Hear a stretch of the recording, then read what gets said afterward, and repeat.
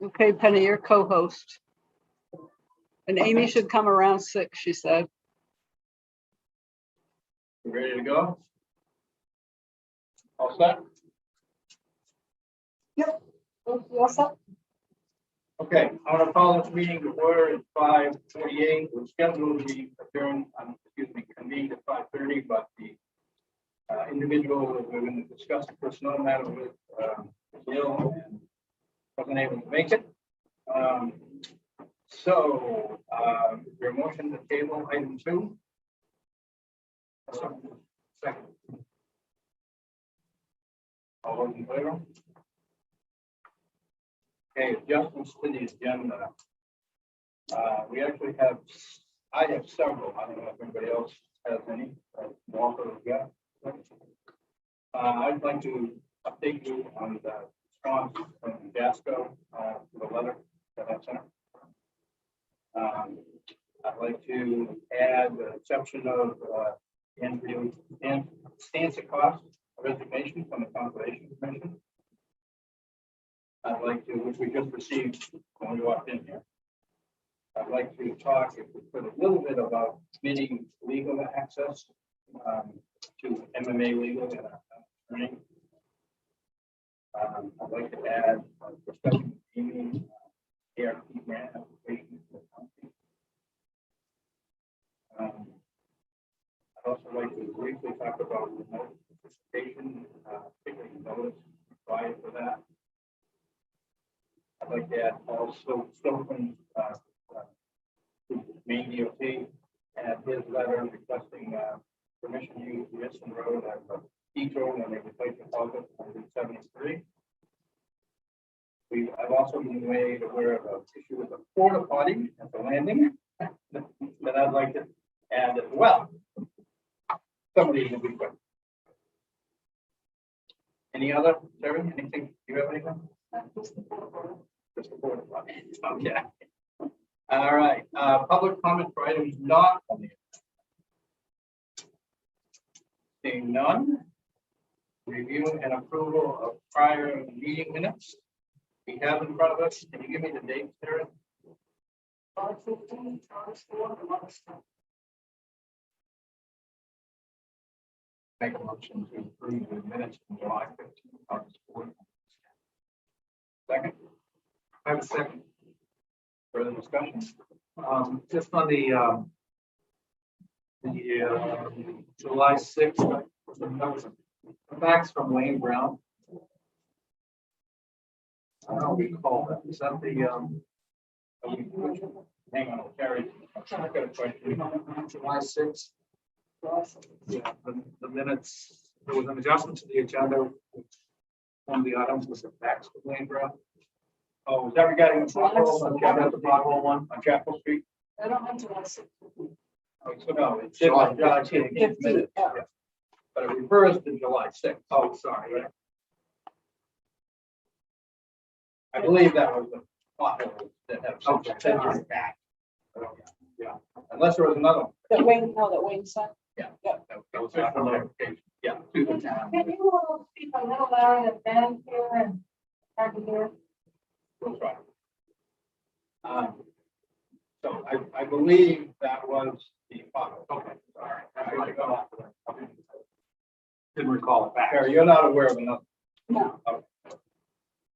So further discussion? All those in favor? Any department head? Comments, questions? Okay. Old business. Amy's not gonna be ready till 6, is that correct? Yeah. Well, why don't we try to get these things done real quick? I'll text. Why don't we take some of the short items? I'm gonna jump around, if that's okay.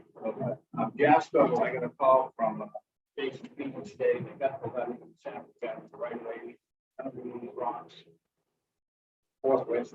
And I told them on the other issues, we're getting pins reset, and as soon as the pins are reset, we'll have better handle exactly where the right way line is, and at that point, we'll continue the discussion about putting them into the right way. He agrees that there's two pipes in the right of way that are his mind, he wasn't there, but they probably are deep. So, very pleasant, cooperative call. So, we'll continue to follow that.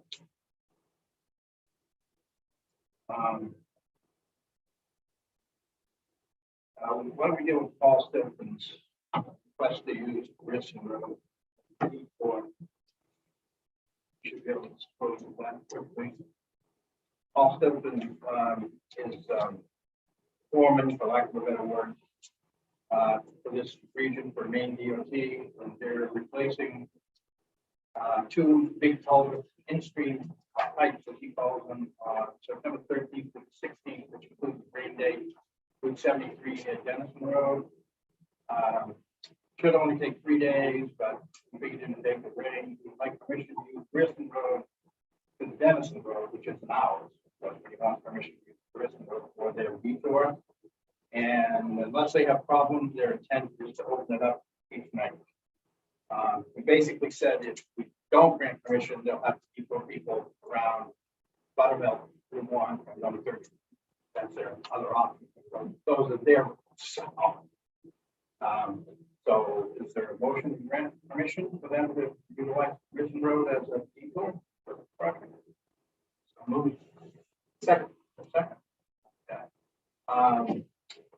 Further discussion? All those in favor? And just real quickly while we're on it, he told me that he believes they're gonna put up some chevrons at that bad corner. On what south end of the beach, which I know several people have asked for years, and there's been lots of mishaps. So that was just a civil comment. Did he indicate? I think you'd asked him if they might put the pre-engineering. Well, I was trying to keep this brief. I emailed Dave Allen and said maybe Dave could take a look at it. He said to me, "Don't go to Dave Allen. It'll take 8 months to get those government. I'll do it next week." Not next week, but so I said, "Fine." So perhaps we can talk about that. So I thought I'd take the path of least resistance. Why don't we quickly dispose of the porta potty issue? Terry, can you explain what's Apparently, people at the landing have been using the porta potty as the trash receptacle. And every time they come and clean it and they have to take trash out, they're gonna charge us $25.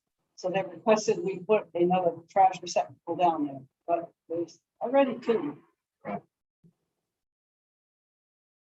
The other option is to do away with porta potty. Yep. Never had one there for years. Is there any signage? Well, it says no trash. Yeah, don't put trash. This is not a trash. Yeah. Put your butt here, but not your trash. I don't think so. I don't either. It used to be over by tree over there to the right. Porta potty, not in the park. But Terry looked up in a minute, and I guess we moved it, we could go close to the line.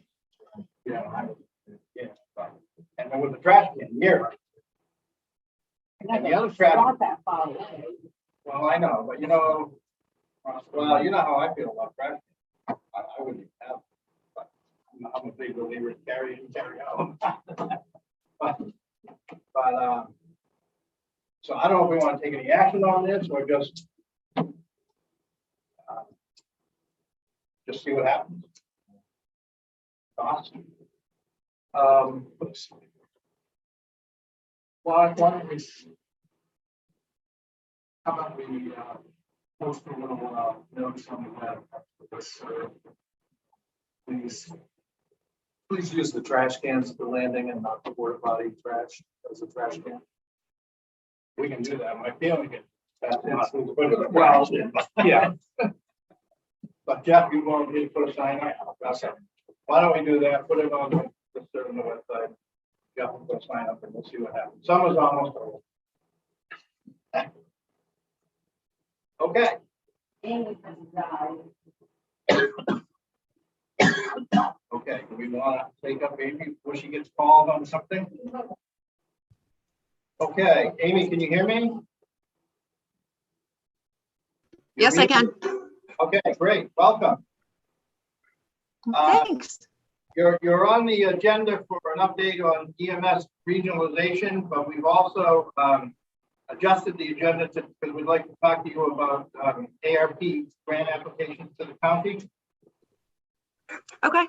So why don't we start with the regionalization? I take it there's not a lot to report. There has been no meeting yet. I reached out to Chief Farley because he was the one that was gonna get the group together. And I got an email back saying that it's kind of on hold at this point. No one's really moved forward. So he's got the group of people that we talked to. So we're gonna try to move forward in the next month or so. After the next one. Month or so. After the Yep. questions. So he asked me if I would be willing to help push it along. So I told him I would. So Walt has a question. Amy, I just want to get clarification that the scope of this includes ambulance, fire, and EMS. yes. It's all those. Okay. Yeah, it would be, I think it was Chief Wytalk, Chief Farley, which is a fire rep, me, they also brought in a Belfast area because it's part of Lincolnville, Waldo. So it was kind of like the whole area, not just Knox. So it would be overlying 2 different counties, depending on when the state reconvenes their regions, how it's going to work. Thanks. Yeah. Just that's a little heads up on that. We had talked about back in June at the state level, changing the regions from 6 to 4. It got voted down for this year, but back on the agenda to go from 6 to 4 next year. So it would be revamping the regions, and that's why we kind of reached out to Waldo area, because that would be it would be different regionalization, if that makes sense. So that would still have to be approved. That's just, Correct. right, it could get voted down again. Correct. Okay. I had a thought, nothing tends to facilitate regionalization like money. And I was wondering if any thought has been given or discussed about perhaps applying to the county for some ARP funds that would perhaps assist with a regionalization effort. And I'm just curious if that's been discussed or. I think that was discussed, and I think it was in the meeting, Ray, in EMA. It was kind of like a discussion, but nobody really moved that forward. Probably what? Nobody moved it forward. Nobody took control and said, hey, let's do this. So. It just strikes me as perhaps a good use of those funds, if indeed the priority is to improve health services. So, yeah, can I ask a question? Because I only got limited information on some of the funding stuff. Is this the first application of it, or is the application due for these funds for the whole amount? Because I know it's like 50% now and 50% later. Are they? Yeah, I wasn't speaking necessarily to their application, the county applications that they have out right now. My understanding is there's going to be opportunities for further public input on how to use those funds and shape those funds. Okay. I got that from one of our county commissioners. Okay. But I was just wondering if maybe down the road, when the county does broaden their input request, if that would be something that perhaps we should be looking at collectively. It's more of a comment, I guess, than a question. Yeah. And when I emailed Chief Farley back, I actually asked him if he wanted to maybe invite a few, like either select board or town managers. So he said he was out for the week yesterday for the rest of the week and would get back to me with the group and we would talk about it. So if one of you would like to come in and have some input, that'd be great. Other questions, comments? I have one other thought too. The scope of this regionalization discussion seems broad, and it seems so the styles would have to be pretty perfectly aligned to make this happen. And I'm just throwing this out as a comment. I'm just wondering if it would make more sense for South Palmerston to work with St. George, Palmerston, Owl's Head, perhaps pushing in an attempt to fashion something much less grandiose. It's just a thought I had as I wake up and think of these things in the middle of the night. But it just seems as though when we're trying to do something on a countywide basis, and now you're talking about perhaps even expanding into Waldo County, that just seems like a big fight. So I agree. And I think it was expanded because of the area that other services respond to. So Yeah. like if you're talking, the area with Camden, they that way. So to help help them the other way. I think that's why it was inviting others. How's that? but just the thought that the fact that you're the director for 3 of those towns that I just mentioned sort of, to me, kind of greases the skid, so to speak, to perhaps make something smaller happen. I'm not trying to discourage the larger. I'm just talking with you. Yeah, no, I think that's a great idea. Yep. Anything else? Just along those lines, because of the 3 towns that Amy is director of, perhaps we could ask select board members from St. George and Thomaston to have a sit down with us and kind of just kick the idea around how can we build upon or exploit the fact that we have this 3-town situation, and what other synergy opportunities might there be? I would be very much in favor of that. Yeah. I think I would include our head in that discussion. Well, yeah. History, we used to be together with them, but Yeah, they're going to celebrate their 100 years since they seceded from the Union. okay. Any other questions on regionalization? I would be interested in attending some of those meetings. So if you could put me on distribution once you figure out when to meet. Phyllis. Okay, great. And that's if Chief Foley's amenable to select board members. I honestly think it was in my ballpark on who was on the list now. How's that? Okay. We adjusted the agenda to add, I understand from the email that I received yesterday that you like to apply for county ARP funds for a couple of different items. Let's talk about the simplest one first. I think it's the simpler one, the Lucas stair. Lucas device. Yep.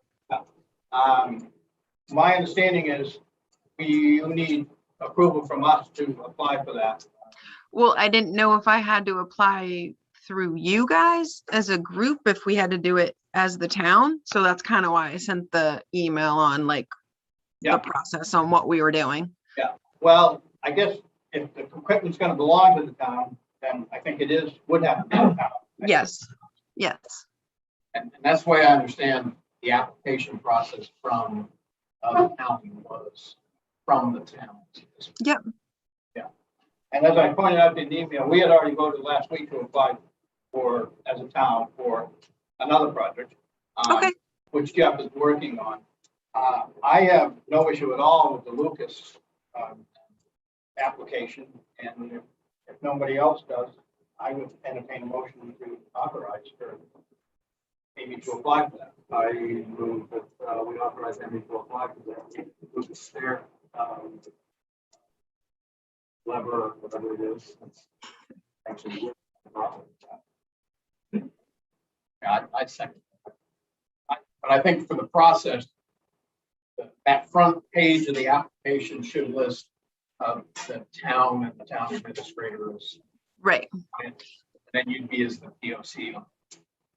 So, okay, so I wouldn't just send it to, if you guys are applying for it, like what my part of it, so I would do it separately? Each one of them, each application or each project is a separate. Mhm. Okay, So you would do one for the stairs. Just that front page though won't have town office stuff, information on it. okay, And I think that might make it a little bit easier for you because we've already got a dozens number. We've got all that information that goes into the squares. Yeah. great. Okay, further discussion on that? All those in favor? Good luck with that. Thanks. On the premium pay for the ambulance workers, I see that as a little more complicated. I'm not opposed to it, but I think that we as a board need to think kind of town-wide on that. And I know we had briefly discussed using some of possibly using some of our local funds for premium pay. We were thinking all employees, not just ambulance. Right, And I just don't want to get into a situation where we have, quite honestly, morale issues. Where one department gets something and another department doesn't, and that could be good, not good. I think we already saw some of that in the county.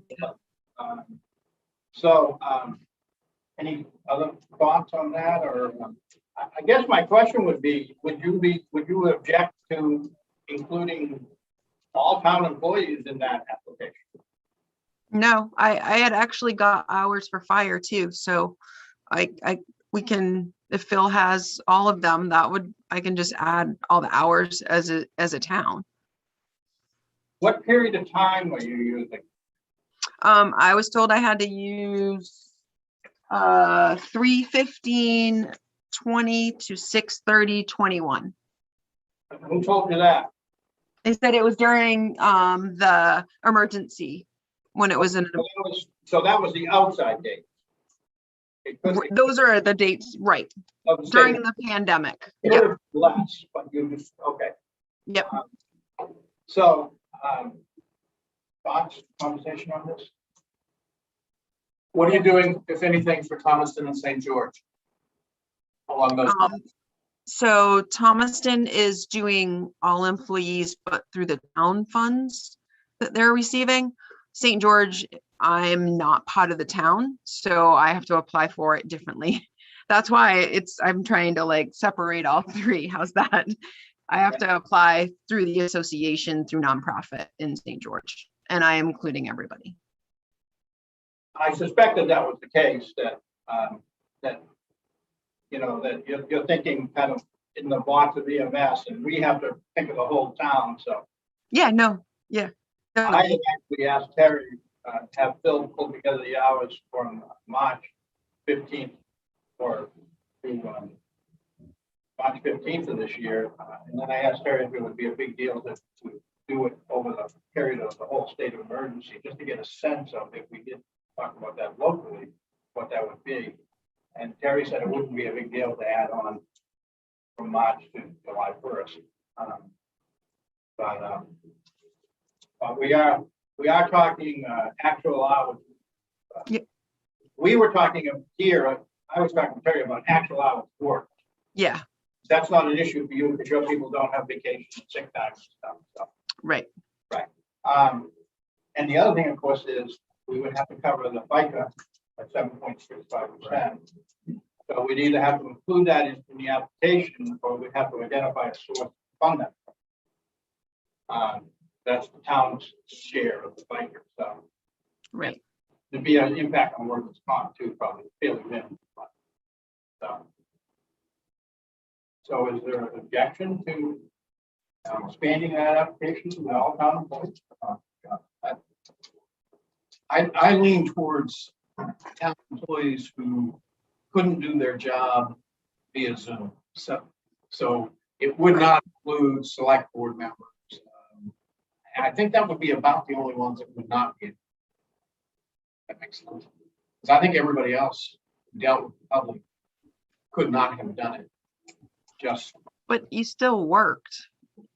Yeah, but I don't want to include. No, I agree. I'm just saying like there was like Yeah, we don't have hours anyway.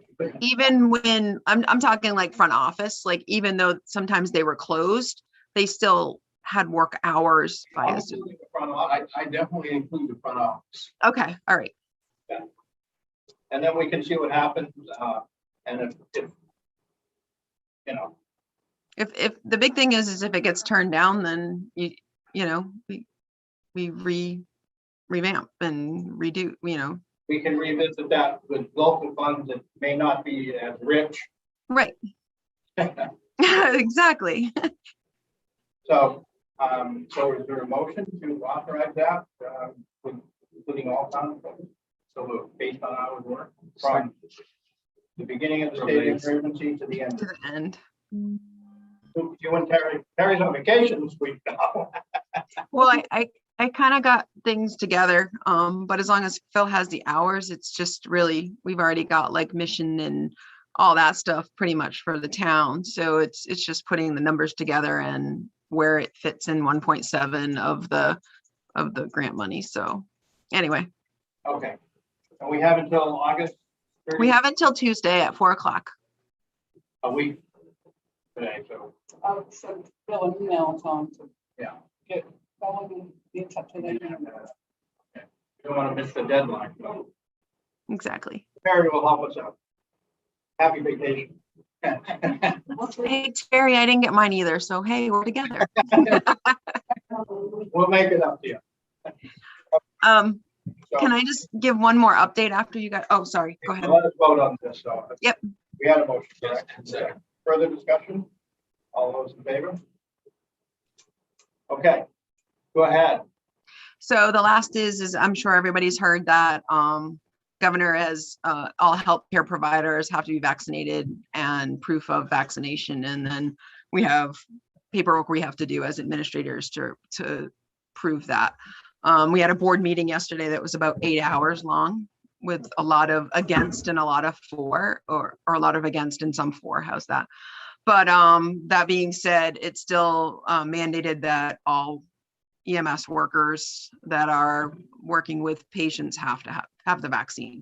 It's just extended for 2 extra weeks.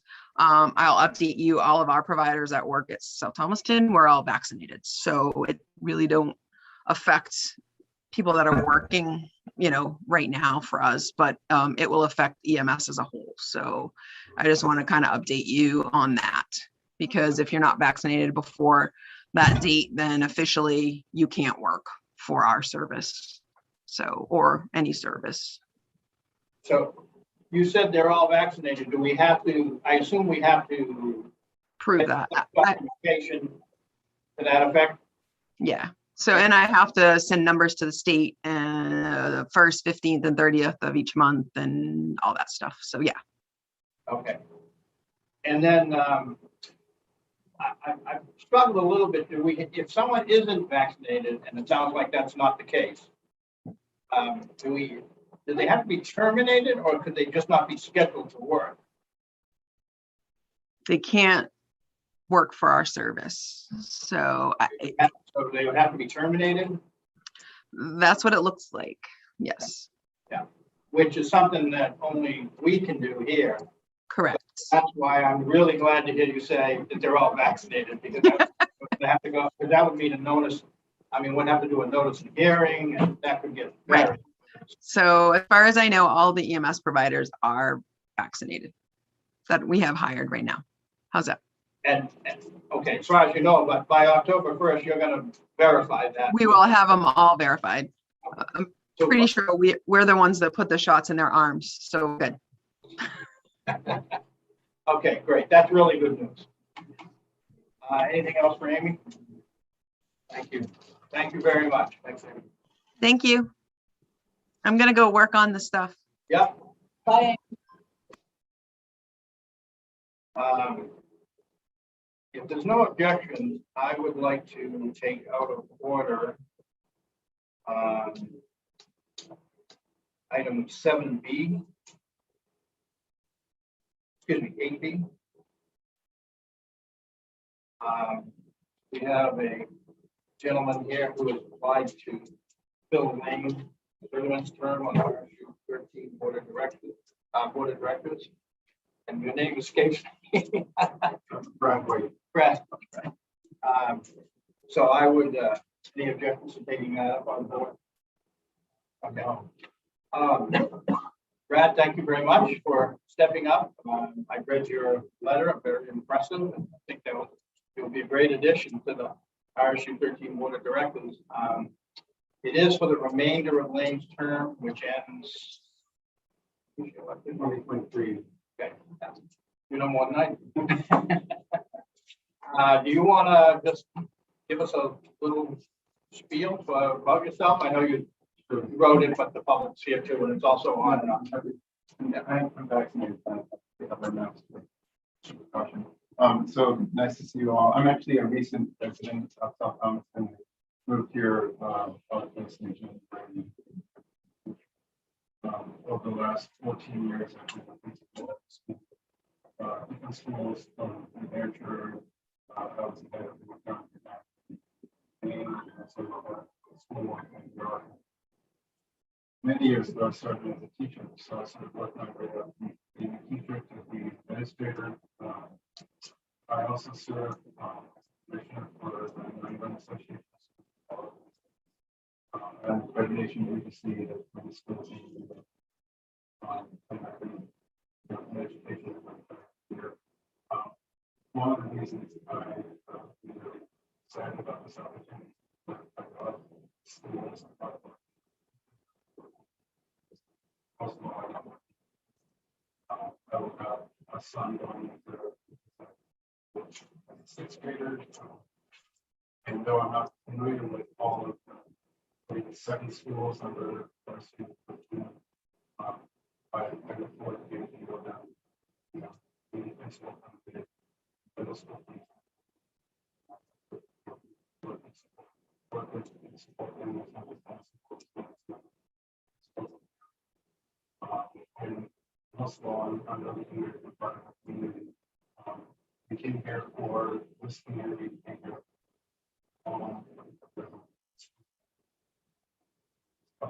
this place and helped me to start home for a long period. Even though I'm new to the area, I like to be part of the community in this way. That's what motivated me to fill my family community. Nothing to take any questions. Questions from the board? Comments? Okay. So are you aware that the time commitment for this role is significant? Yeah, I know that there's a monthly meeting. First Tuesday of every month. Right, and they have, you'll be on one of their subcommittees, Right. One or two. one or two. And let me plant a seed in your head. If you were to read the town report from RSU 13, there's not a single mention of student outcomes in that report. It really focuses on finance. Yeah, it's a $32 million budget, so it's a big nut. But the fact is, we that don't have kids in the system don't have much knowledge or communications regarding how we're doing K through 12 at the real mission of. So I'd appreciate it if you show up every once in a while and let us know what's going on academically. We can watch their budget process, and that's fine. To me, that's job 2. Job number 1 is about the kids. And I feel that I don't know much except that I know a lot. So I know a lot of students, so I follow the ones that I know. I think it's a really good point. I know as a commissioner for NEAS, we talk a lot about outcomes and impacts actually. I think that it's part of the can be hard to, quantify. I know in terms of test scores, Oceanside and some of the other schools in the district aren't at the top percent of the state. Maybe a lot of these. But I think there's a lot on the website that you're not talking about social emotional learning, talking about relationship.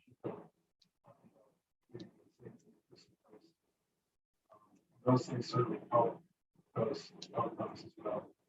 So I would be happy to bring that what I know about learning in the schools, this group, and what will every time. I'd also be happy to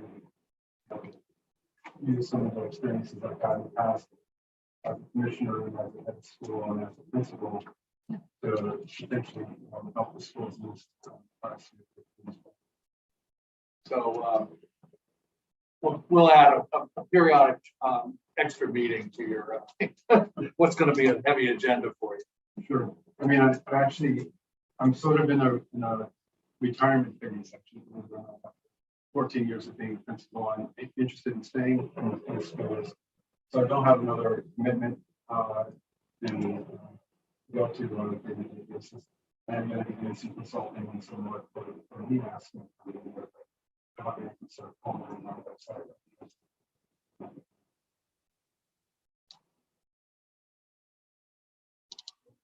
Carrie, I have one other question. I'm assuming we had no other applicants. We're generally not overwhelmed with them. I just wanted to make sure. It's a competition, but Yeah. I'm having, if anyone else wants to apply. Generally, these jobs are forever until you find your own successor. So like, California. Okay, is there a motion? Thank you. I'm going to fill Lane's term till 2023. Second. Further discussion? All those in favor? Could you provide Terry, do you have an email address? Yeah. Okay, could we get just a little notice up on the website? I know you're on vacation, but with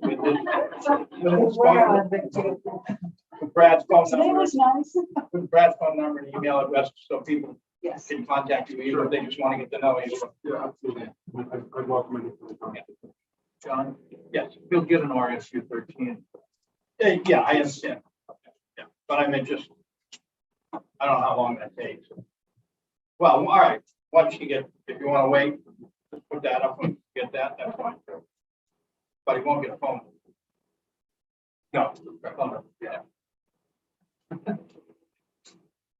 Okay. All right,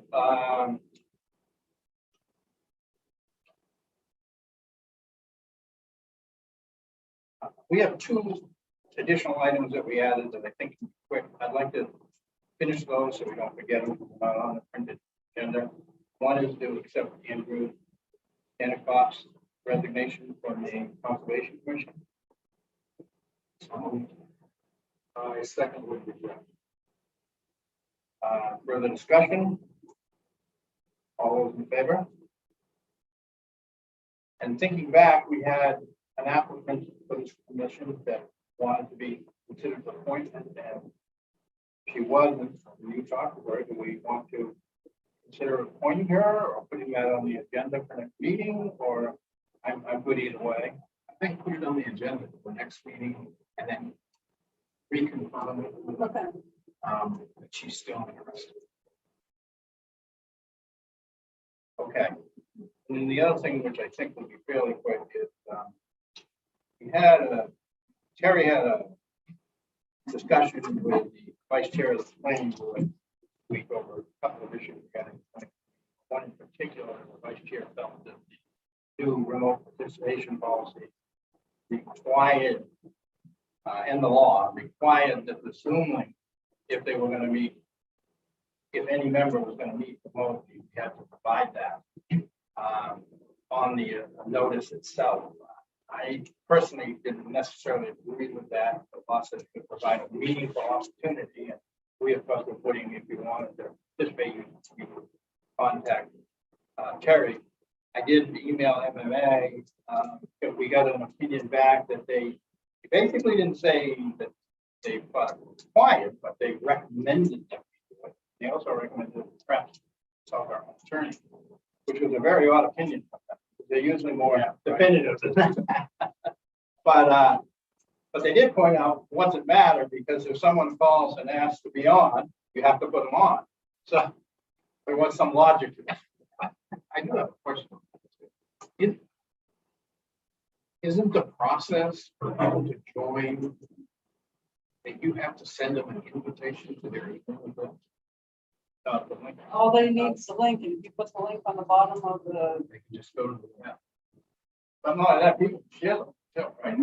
I mean, if you send me the link, I can send it to anybody in the world. So, but I know, Walter, you wanted to chime in on. Well, then I read the opinion from Rebecca.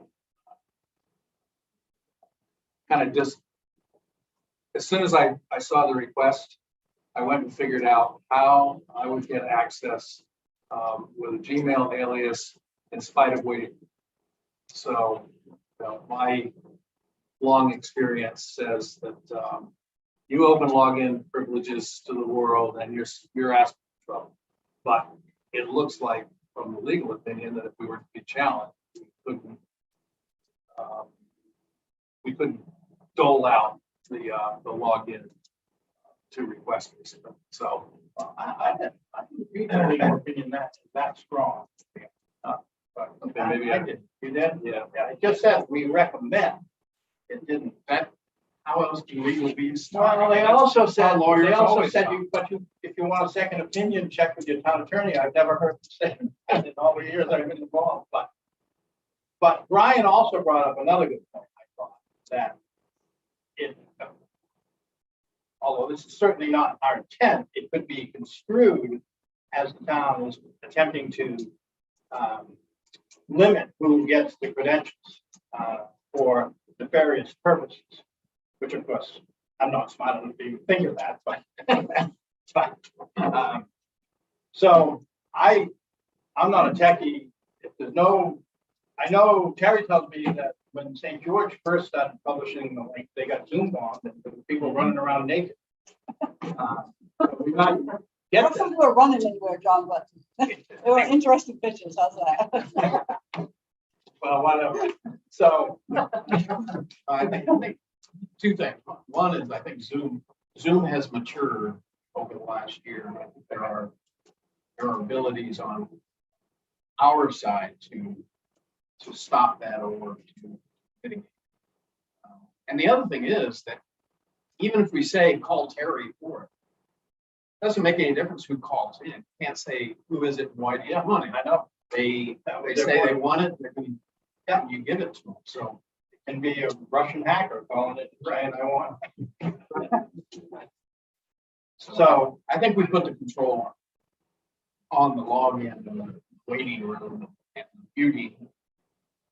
And go ahead and put it on there. Good with that. Welcome. The only thing I would say is that we should consider making it mandatory that when you do join, that you must have video on. So that we can see you. Because when I did my practice hack into the waiting room with no video, so you don't know that I'm Joe Schmo with a Gmail account, which of course is out there and never. So I'd add that to our remote policy and over to that policy. Well, now I'm wondering if we need to actually revisit the policy. Hey, Can I? Hold on one second, Jeff, and then I'll get to. I think the current policy gives us the latitude because of the way it's worded. But to execute it however we think it's appropriate, as long as we're given access to. Amy, did you have a comment? Can I just make a suggestion with the video part of it? If you have too many people, you're not going to always get people like we had 600 people on one of our Zooms, and they had to shut their video off so that we could actually get everybody on and be able to hear them because of the internet and what was going on. And so that's just a comment on the video part. Yeah. And I would just like to go out there that when you get a Zoom invitation, to include phone numbers, so you can participate by phone, that does not include Zoom. So I don't know that you can script that you always get you. Well, I think it's two different things. People can participate and listen in via phone or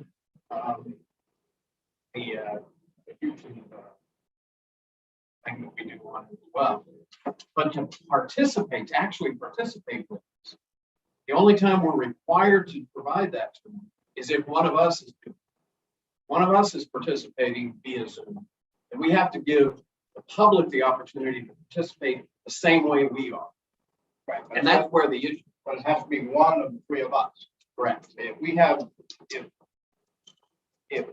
Cliff participates remotely, that doesn't trigger. Correct. Right. That's exactly. And we have to give them the opportunity to be able to answer and ask questions. That's basically what it is. So you have to be able to answer and ask questions. Which is interesting because we don't have to do that. People that physical presence. Right. That's right. That's right.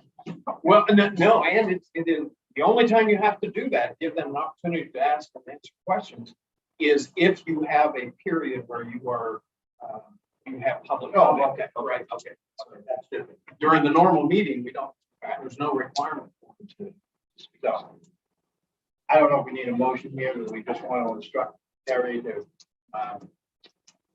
put the Zoom links on, and I think we're talking about all boards and committees, not just the select board, planning board, appeals board, budget committee, conservation commission.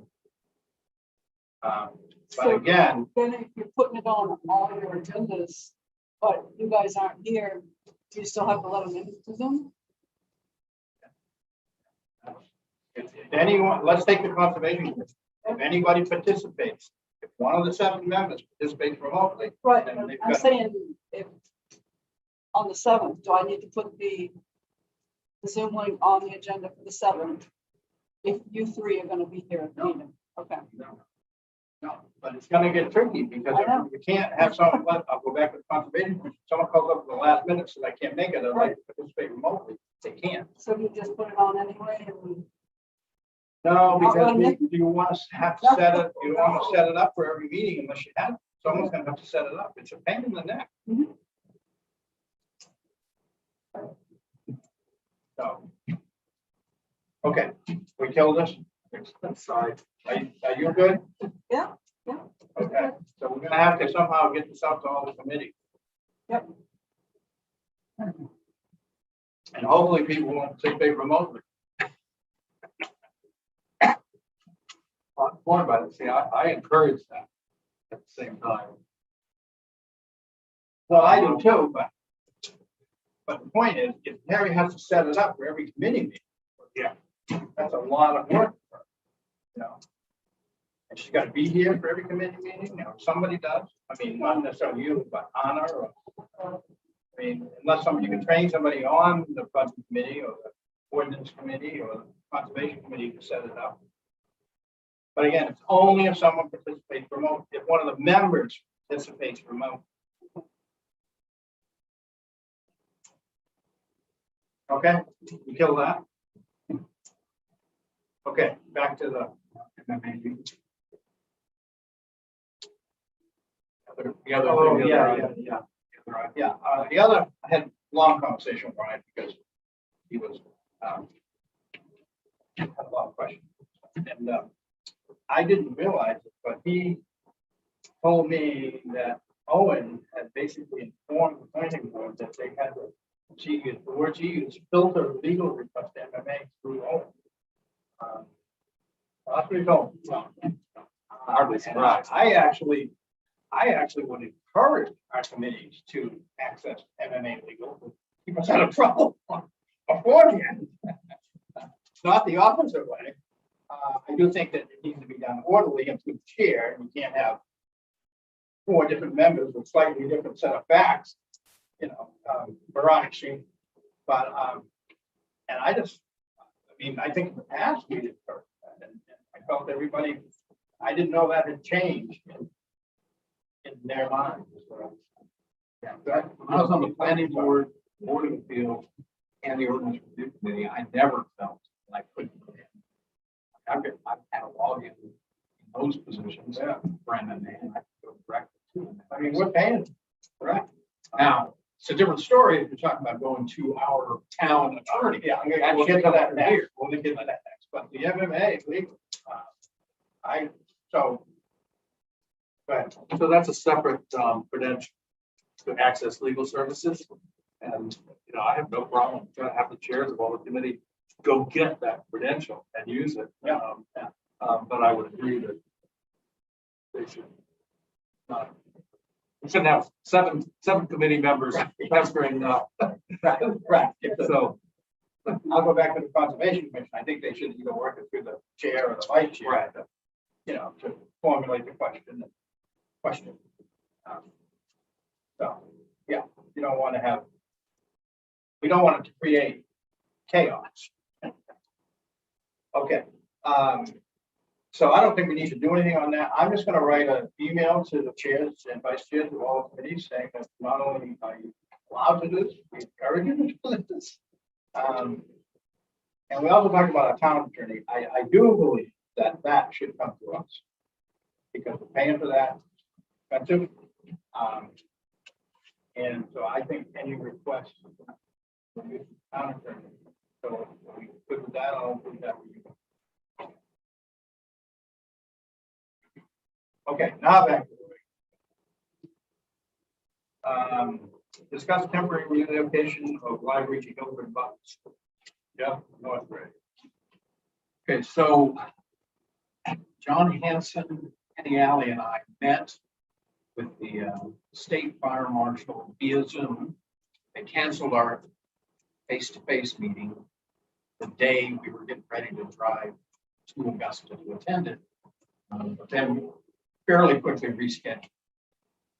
It was a very good meeting. I was kind of fearful of the direction they could have taken. But our whole objective was to find out what it's going to take to, what modifications we're going to have to do to the Guilford Butler School to allow the library to live there temporarily. And I think they had a real good idea. John had provided them with the drawings and what the objectives were. And so I think they know what we want to do. And there's really a few things that we are going to be obligated. There's really only one we have to do, and that is put a ramp on front. An ADA compliant ramp. For wheelchair accessible. If we have the funds, then putting a ramp on the, as you're facing the right-hand side, that exit over there, putting a ramp there would be a good thing. And then making one of the bathrooms, not both of them, one of the bathrooms wheelchair accessible would also be a good thing. But again, that's based on how much money you're spending for any of the other work that you're doing on that building. And 20% of it goes to ADA compliance. So technically we could get away with probably just doing the ramp in front. But I don't think that would be my intention, and I don't think it's the board's intention. I think we want to make it as accessible as we possibly can. As far as access to the bottom, all we need to do is lock that door that goes down. We did have a brief discussion of the basement, but we didn't really go into any brief details on that. That's a bit more complicated. It would involve more changes to the structure. So the way ahead right now is John is preparing an actual permit with drawings. What they asked for is for us to put in a plan for where the furniture is going to go for the library, and I think Penny's working with John to do that. Oh, you got it. Because right now, each of those 5 rooms, if they were just like they are large enough that it would require you to have 2 means of egress from each of the rooms. But if you have chairs and tables and stacks of library books in any particular configuration, you can significantly mitigate that. And that was the fire marshal's recommendation. So he was very leaning on that to eliminate the requirement of putting in any additional doors into those 5. The only other question he had was whether or not the alarm system was operational. And Penny, did you guys be able to check that yet? So what I do, I check the security box, and so I'm paying one. I have it pushed to the top button. Yeah, 'cause with the application, he wanted that documentation. In fact, if you pull the alarm, would it actually go to somebody? So, but other than that, he saw no reason why we couldn't probably start moving in within 30 to 45 minutes. It was not near as onerous or as complicated as I had originally thought. You agree, Ben? Yeah, and I have that, be like, we all furniture, we already own, and all the 5 rooms.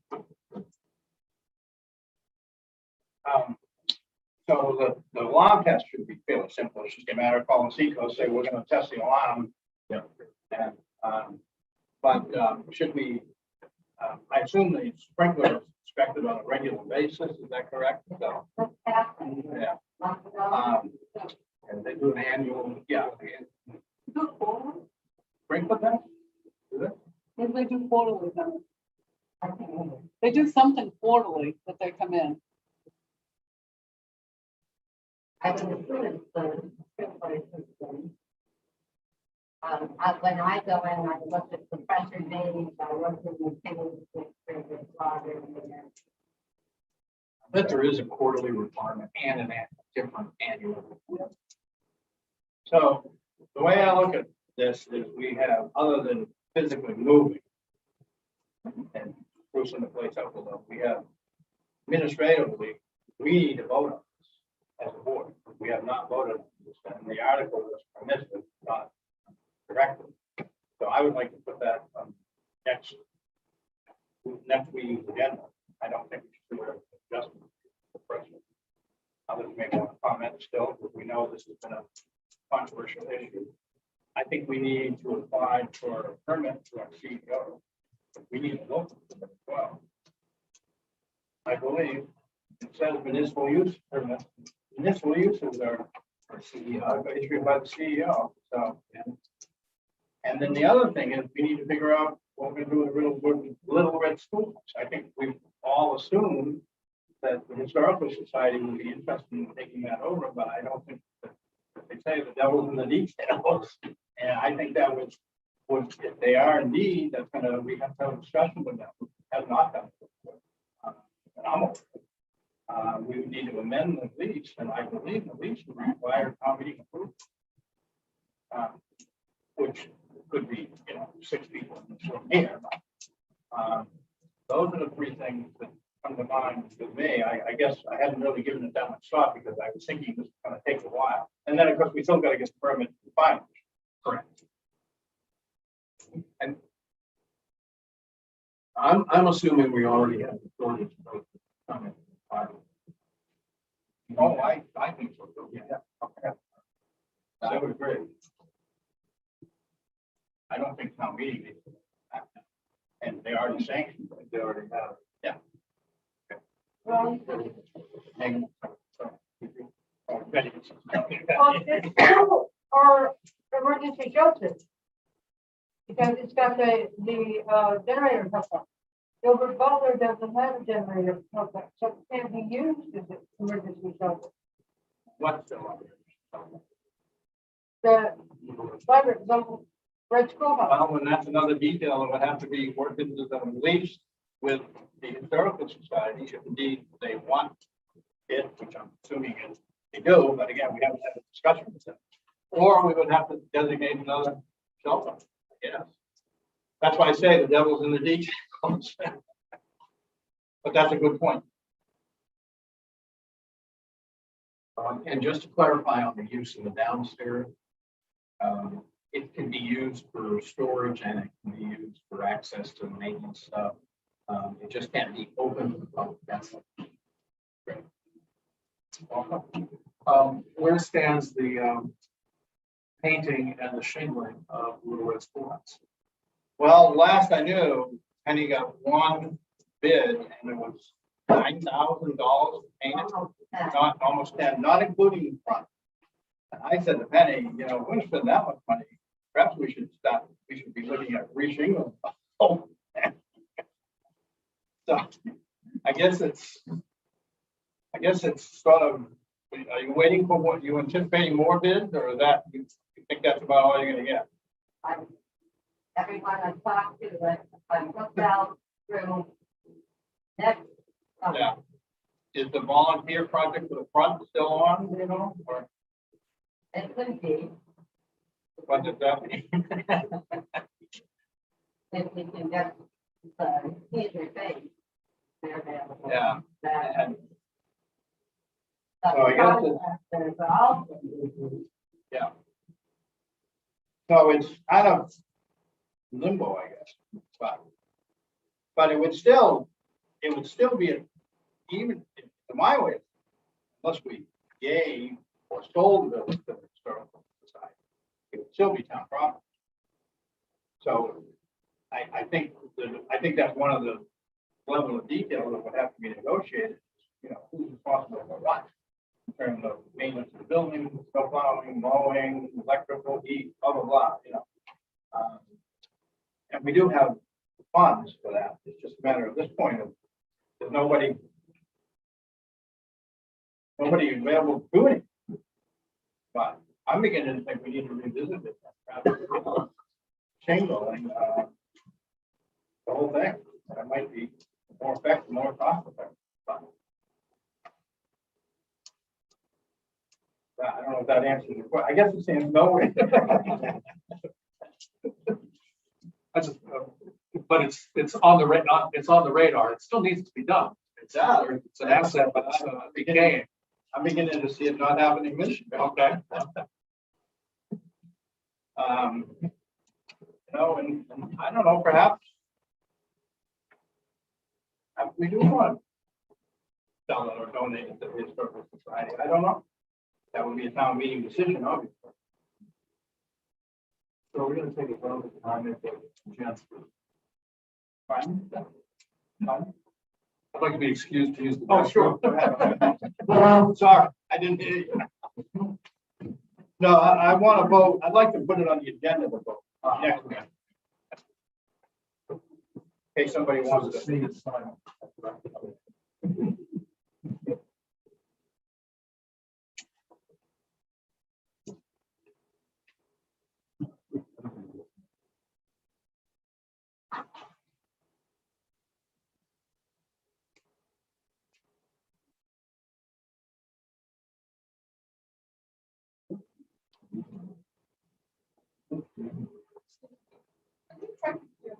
Down just one notch, maybe. Oh, it's.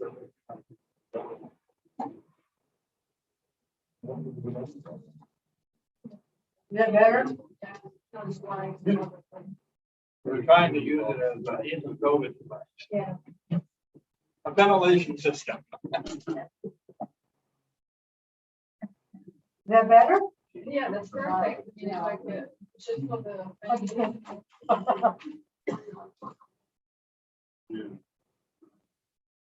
Yeah.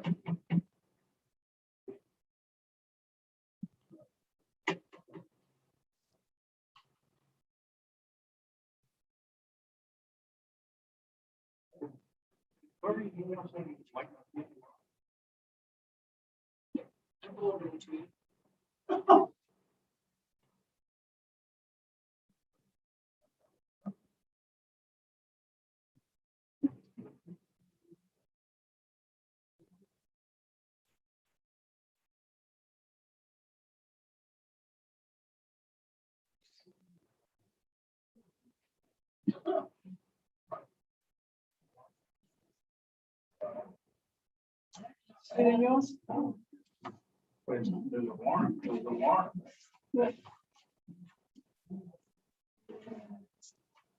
Want to make you a copy?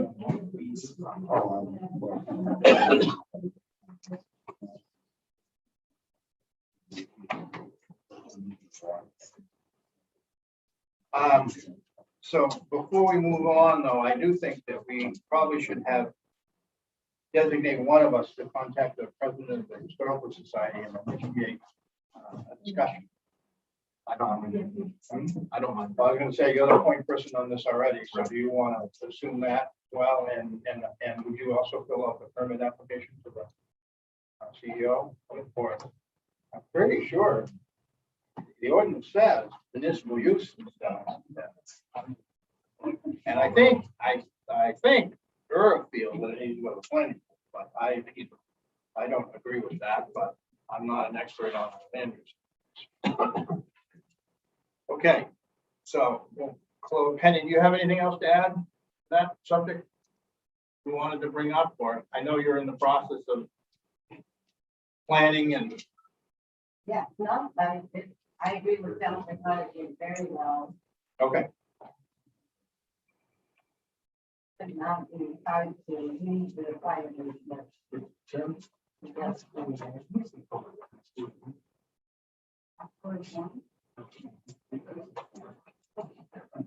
Capital P. Okay, Capital P, no, thanks, honey. that'd be pretty good. We didn't figure it out. Okay, let's move on to execute the town meeting warrant for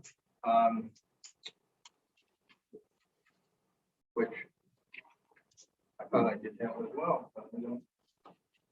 Oh, I'm in the wrong folder. I'm sorry.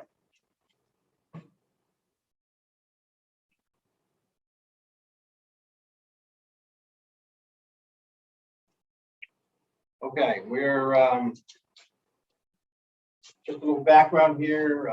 We are not, the state is cleaning up their liquor licensing categories that have been all over the place for the last 150 years or 200 years. And the one thing that is not allowed in the town of South Thomaston is on premises consumption of beer, wine, and spirits on Sundays. So if someone came and applied to us with a restaurant, and we would have to say, sorry, you can't sell beer, wine, spirits on Sunday. So we, as a board, I think have agreed to put that question before the town. It has to be voted on at a referendum under state law. And we were hoping to put it on the referendum that's scheduled for November 2nd, and then the town will decide whether or not they want to approve it or not. So Terry has drafted a warrant. The question actually reads, shall this municipality be authorized the state to issue licenses for the sale of liquor to be consumed on the premises of licensed establishments on Sunday? Is there a motion to execute the warrant? I move to execute the warrant. I second. All further discussion? Comments from the public? So does the referendum question require a hearing? I'm not sure in this I case. think it does. I think it does, yeah. Okay, we can check that when Terry gets the notification. And we've kind of decided, didn't we decide to have it the same day as we have the GA public hearing? Yeah, I think we talked about that. I think we were gonna check to make sure that it did, though. I'm not sure that it does, but it never hurts. You can always do it. Okay, so let's check that public hearing. So, and we'll. Right. Sure, go ahead. Is what you're really doing just eliminating the restriction? Yes. So that what you're really saying is that spirits, beer, wine, and spirits can be consumed on the premises any day of the week, not. Right now, you just have them Sundays. What you're doing is getting rid of that. So just saying the general rule applies. It would be a different way of saying it, but might Yeah. not be in the long run. It's like there's a box here and a box there. Except that's the way the state has it. Yeah. Detailed. When they allow the sale and consumption of alcohol on Sundays, they said, yeah, but only if each town says they allow it on Sundays. So So this is, what's happening at the state level? Are they getting rid of that? No, they're just cleaning up their records. They're a mess. They're a mess and if, As a separate box. right, yeah. And Sunday, they're required, the question is lifted right out of the correspondence they sent us. They just said, do you know that if someone applies to us for a license, we cannot issue it on Sunday? Do you still want that to be the case? And we basically, we as a board, we haven't voted yet, but I think we're gonna decide if we're gonna let the town decide. But it still is a separate. Right, it's a separate thing. Easier Yeah. and so- And we don't even issue the license, the state issues. Okay. So, Okay, and okay. Further discussion? All those in favor? Sarah, do you want me to sign this one and pass it back I around? gave, I have the I gave original. all to mine so that you can keep copies of yours. Check on it. Okay. What I read, it sounded like we needed to have one. I think we do. 7 days before. Right, a minimum of 7 days. I think you can go up to 30. Well, we can check. Yeah, but this reads like we're having a meeting. Yeah. That's what it is, the town meeting. Oh, I We have to have a moderator. and Elect a moderator. It's kind of like when the school board votes, Okay, they do all their okay. warrant stuff. So this is not by written ballot at the poll. Yes, it is. Yes. Okay, now I'm really. It's still a meeting, even though, so for But we don't example. have to elect moderator. Yeah, we do. Yeah. Yeah, we do. Just like Even- when we had the school board one, we have to elect Elect a a moderator. moderator. Except we do that, we can do that at our town meeting. Now, this is when they vote on the budget. When we vote on the school board budget, Yeah. we have to do, they post the warrant like that. And We have to elect a moderator and then the poll vote. moderator. And if we adopt that other section we'll Right. talk about later, the way our town meeting warrant would then read is we elect a moderator, then we have the voting for selectmen and school committee, and then they call it a bifurcated warrant. Then the next night or 2 nights later, we would go to a real meeting. And it's all part of the same warrant. So it's bizarre. It is. Okay, all right, ready to vote. But it's the state of Maine. All those in favor?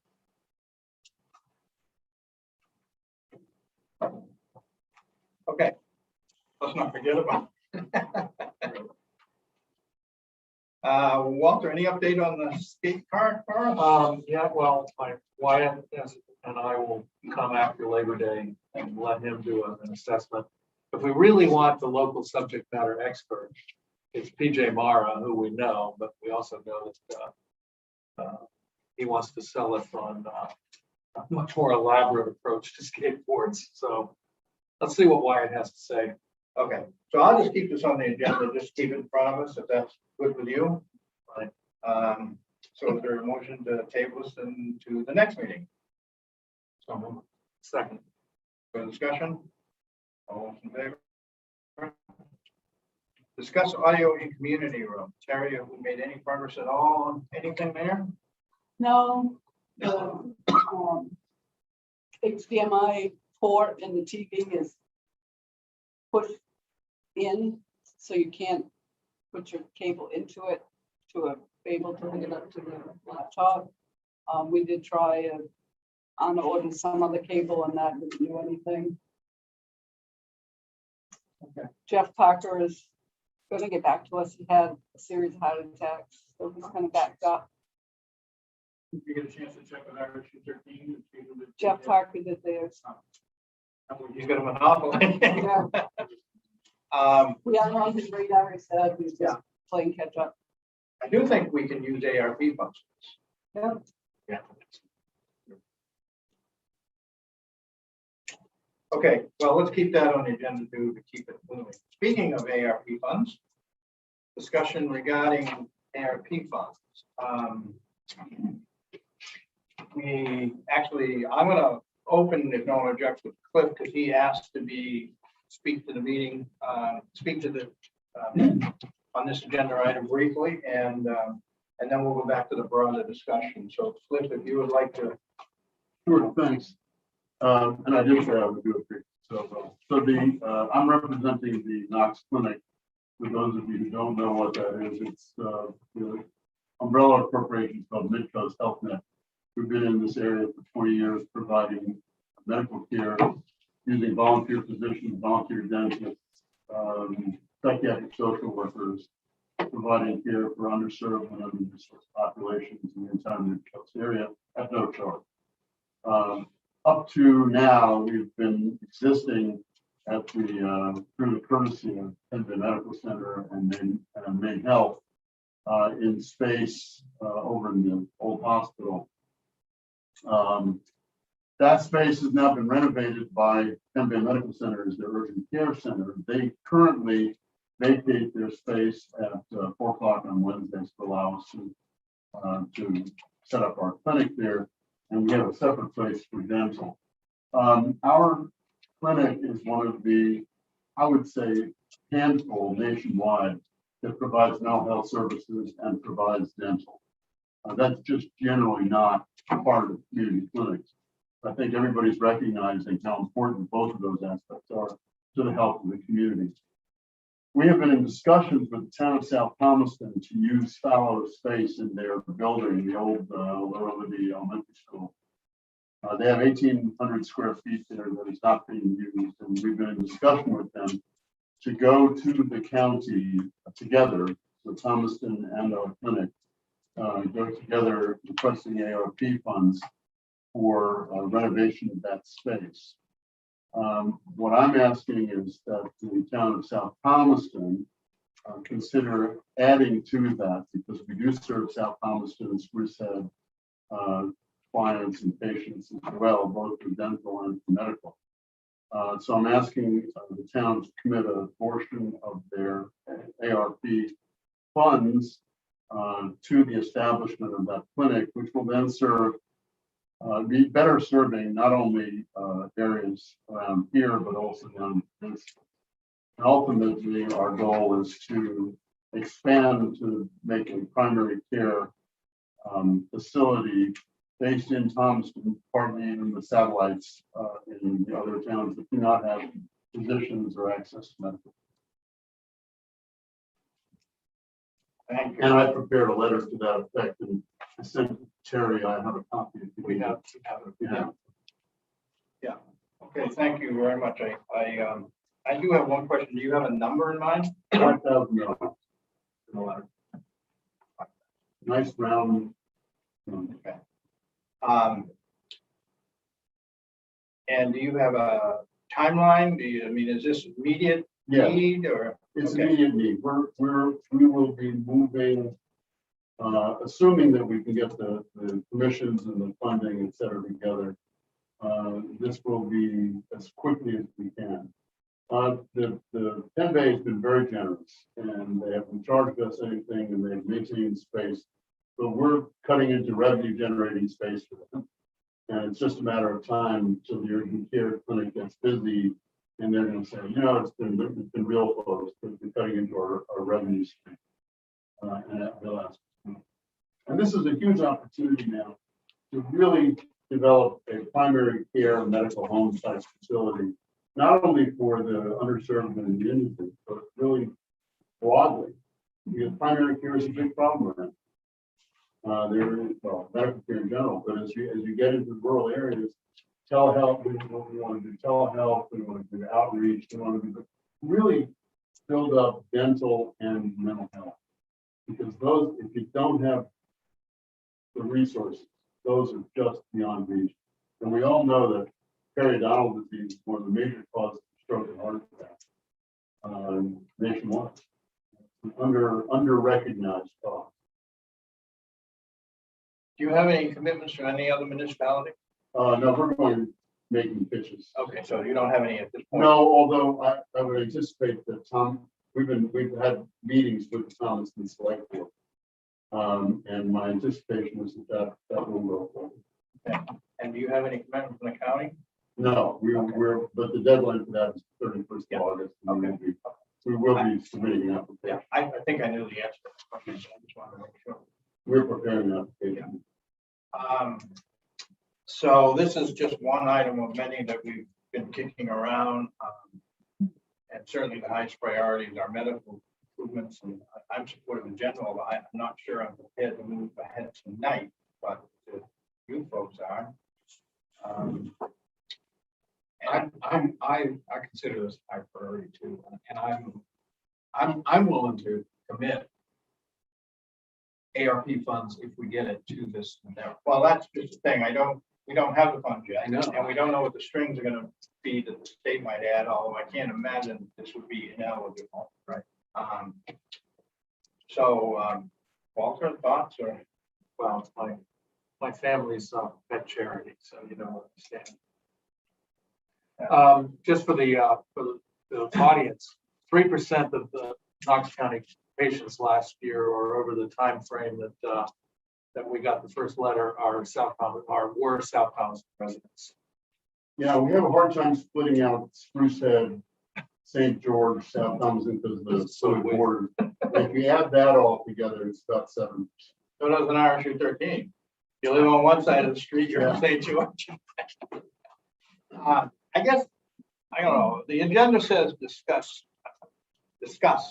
And I guess I feel if we're gonna actually make a decision on an allocation, well, it's two things. One is MMA is still opining that we need town meeting approval.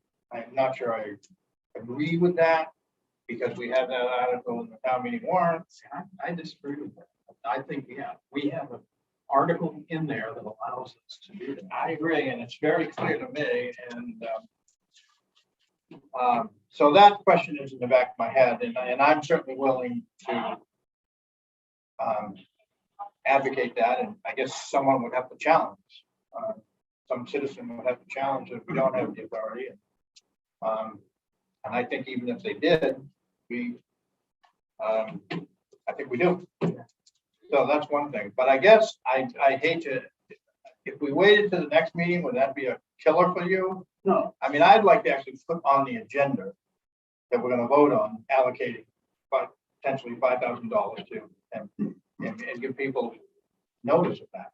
You don't have the money yet anyway. Right. Yeah. It's purely theoretical.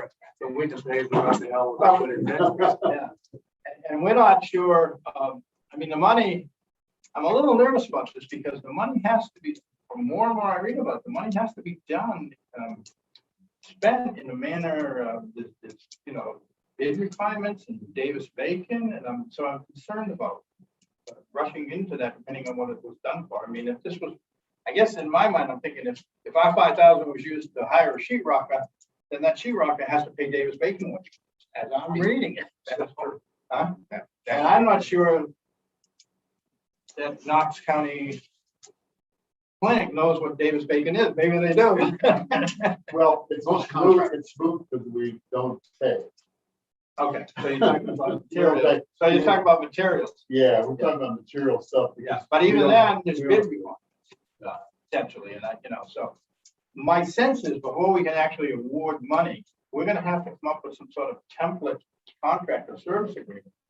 Because to have the recipient or subrecipient sign off on it, because guaranteeing that they'll comply with the ARP fund, because if they don't, we're responsible for paying it back.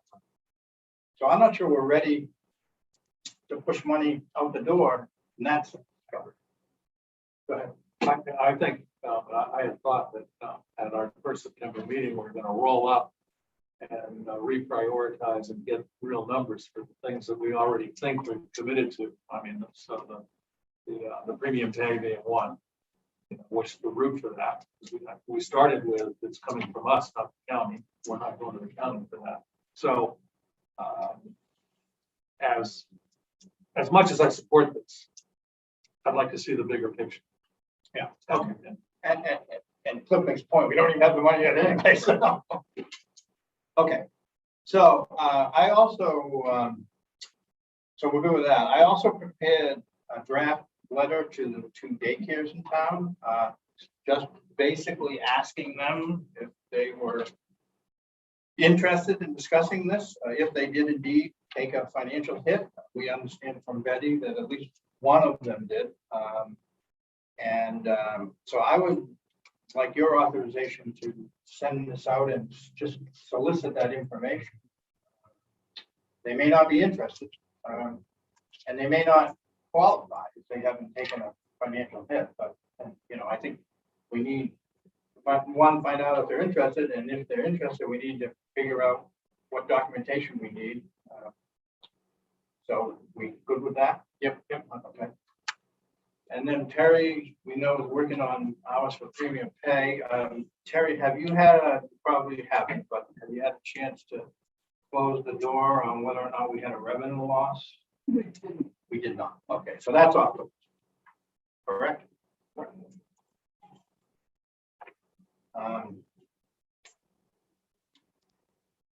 And we're talking, the other things we're talking about were Knox County. I had mentioned the dental, the ventilation systems, rims here, downstairs. Ambulance needs in short term, it seems like we heard from Amy. She hasn't submitted anything else, so I'm assuming it's just that chair. Broadband, of course, we know what's going on there. That letter.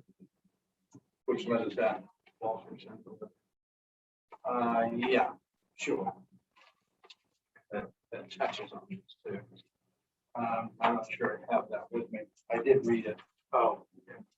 The letter of support, Asking us to support their town request.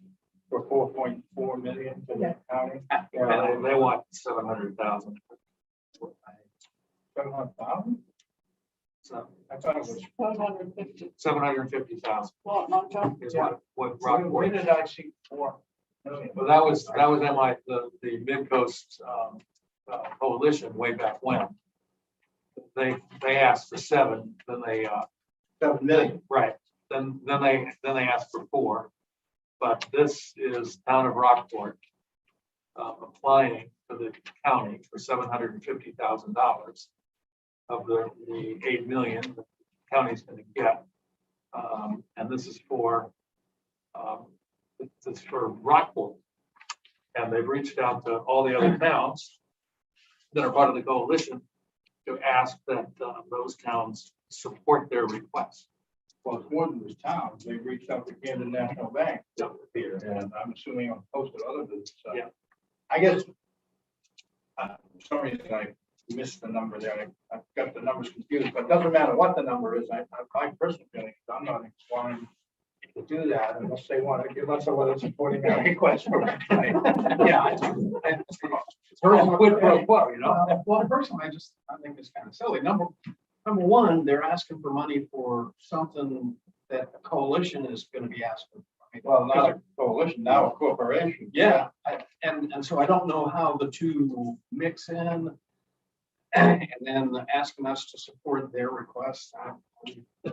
Yeah, I'm disinclined. Cliff, would you like to comment on Yeah, that? I want to comment, just to emphasize what Jeff just said, that the coalition per se really no longer exists in any meaningful way. And I was asked to be the representative, and I think Walter as well represents this coalition. This decision making took place at the level of corporation, and we are not representative. Right. So, So this is not from Rock, I thought it was Rockport. no, it is, but it's the Mid-Coast Internet Corporation, the 501c3. Well, that's not how it's portrayed. Now, if they portray this Rockport It is says the town of Rockport is requesting. this is Yeah, I don't even think they I mentioned. withdraw what I said. Yeah, I don't even think they mentioned that. I'm not only in the dark, but I'm ignorant. Yeah, I think this is different. Yeah, this is, yeah, the town of Rockport Yeah, is town of submitting an Rockport. application for $750,000 of funding from nearly 8 million, blah, blah, blah, blah, blah. And this came to me because I know Rich Anderson, Right, so, okay, and uncle. I'd have told him the same thing that I think my colleagues are gonna tell him, but I felt that we had to act as a board, not me. Actually, if you read it, it doesn't even say what the 750,000 is for. Yeah, they talk about in general terms. I mean, they mention internet, but it doesn't say that, it's for that charity. So I guess, you can get it after vacation.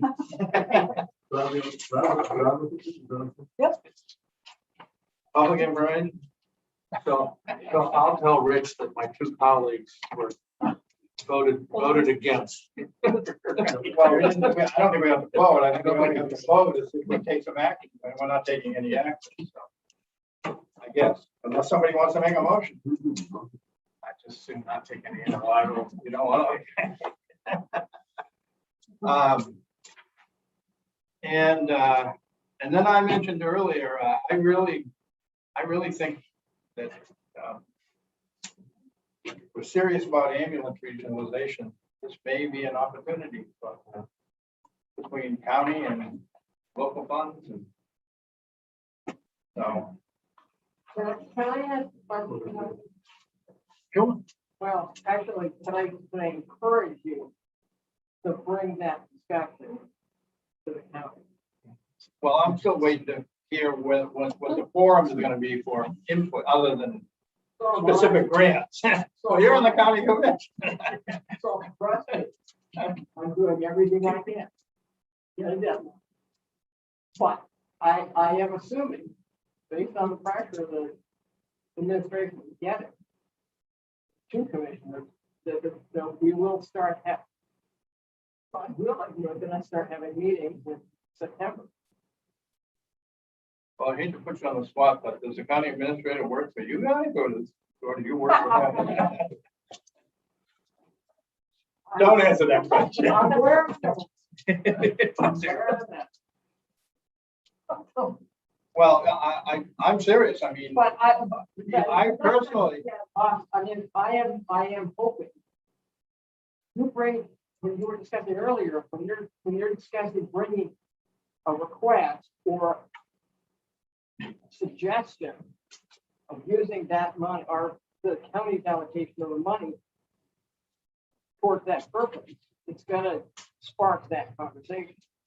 but I am still waiting for a forum to do that. I mean, the only forum to comment at this point, not comment, but the only forum for input at this point is specific grants for very discrete projects. I'm not talking about an allocation to the town of South Thomas. I'm talking about a broader use of the county's fund by the county, Well, or perhaps, so the immovable object is not gonna be moved until after the deadline for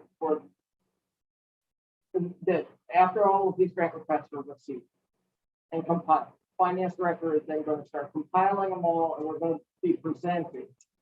So, as I understand it, we're not gonna start scheduling meetings until such time as we have this spreadsheet in front of us. I understand. He is under some pressure to have those meetings start happening in September, but he's being resistant to that. he being a county. County administrator who's scheduling, so. Despite the pressure that he's getting from the commission, there is a continuing resistance to having a meeting. Well, I personally wanted, once that form was available, I personally wanted to go and advocate for that just as a citizen of the county. And I was hoping to bring some board support as well if when the time came, but I didn't know. When I gathering, the time's not here yet. But perhaps perhaps it is. There is no scheduled meeting yet, and I can't even guarantee it's gonna happen in September. But that you were referring to is a discussion about regionalization.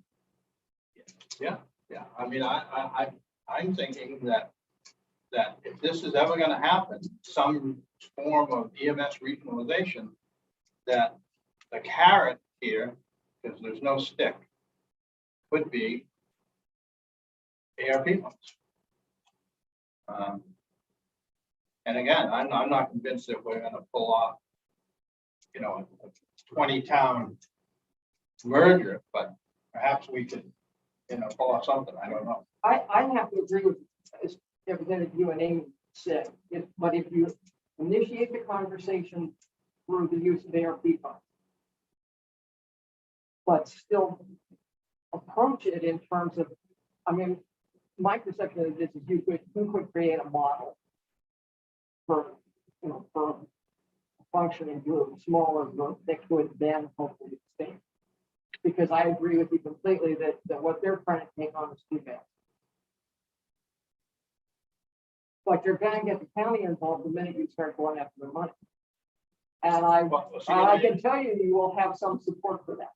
See, in a perfect world, I would like to see the county personally lead that initiative for a county-wide.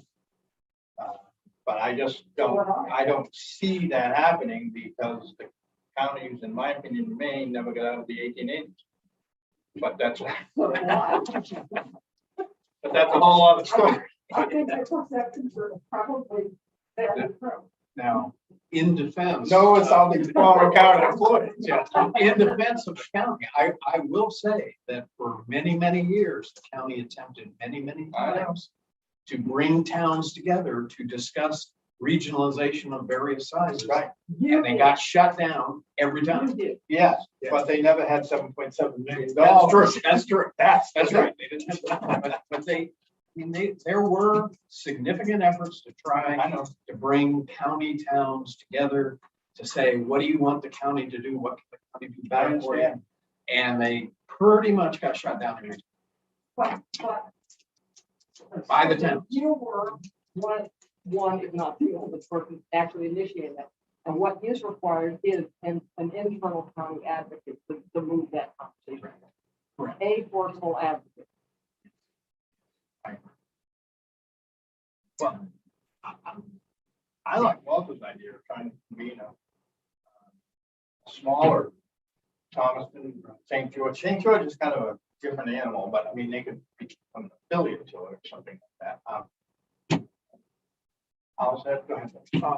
So Dorothy, are you aware of this group that Amy is part of? No. Really? No, they actually, I'm not sure what happened, but there was going back to when the northern part of the state was trying to do it. They actually did initially go to Andy and ask him to moderate a conversation. It was done in the commissioner's room. And then it went off on its own someplace. And I heard nothing for whatever reason. I believe that group, because it didn't include Chief Parliament, they made a decision to go on. And I think Ray's part of it too. I I thought. don't think so. Well, maybe I'm wrong. I made a note to, No, I think Ray has been, because Ray is actually one of them for what I suspect are political reasons that you probably know better than I do. I'm not sure if he wants to take that political battle on because of his work with us. Well, that's just for clarification, we're talking about Ray Sisk, who's the county EMA director. For those of us who don't know who Ray. And that's why I had conversations with Ray, and I mean, in the past, he has promoted the idea of doing a council of government, which kind of goes with, I think, why I see perhaps a more effective way of starting a smaller nucleus and then building on that, rather than,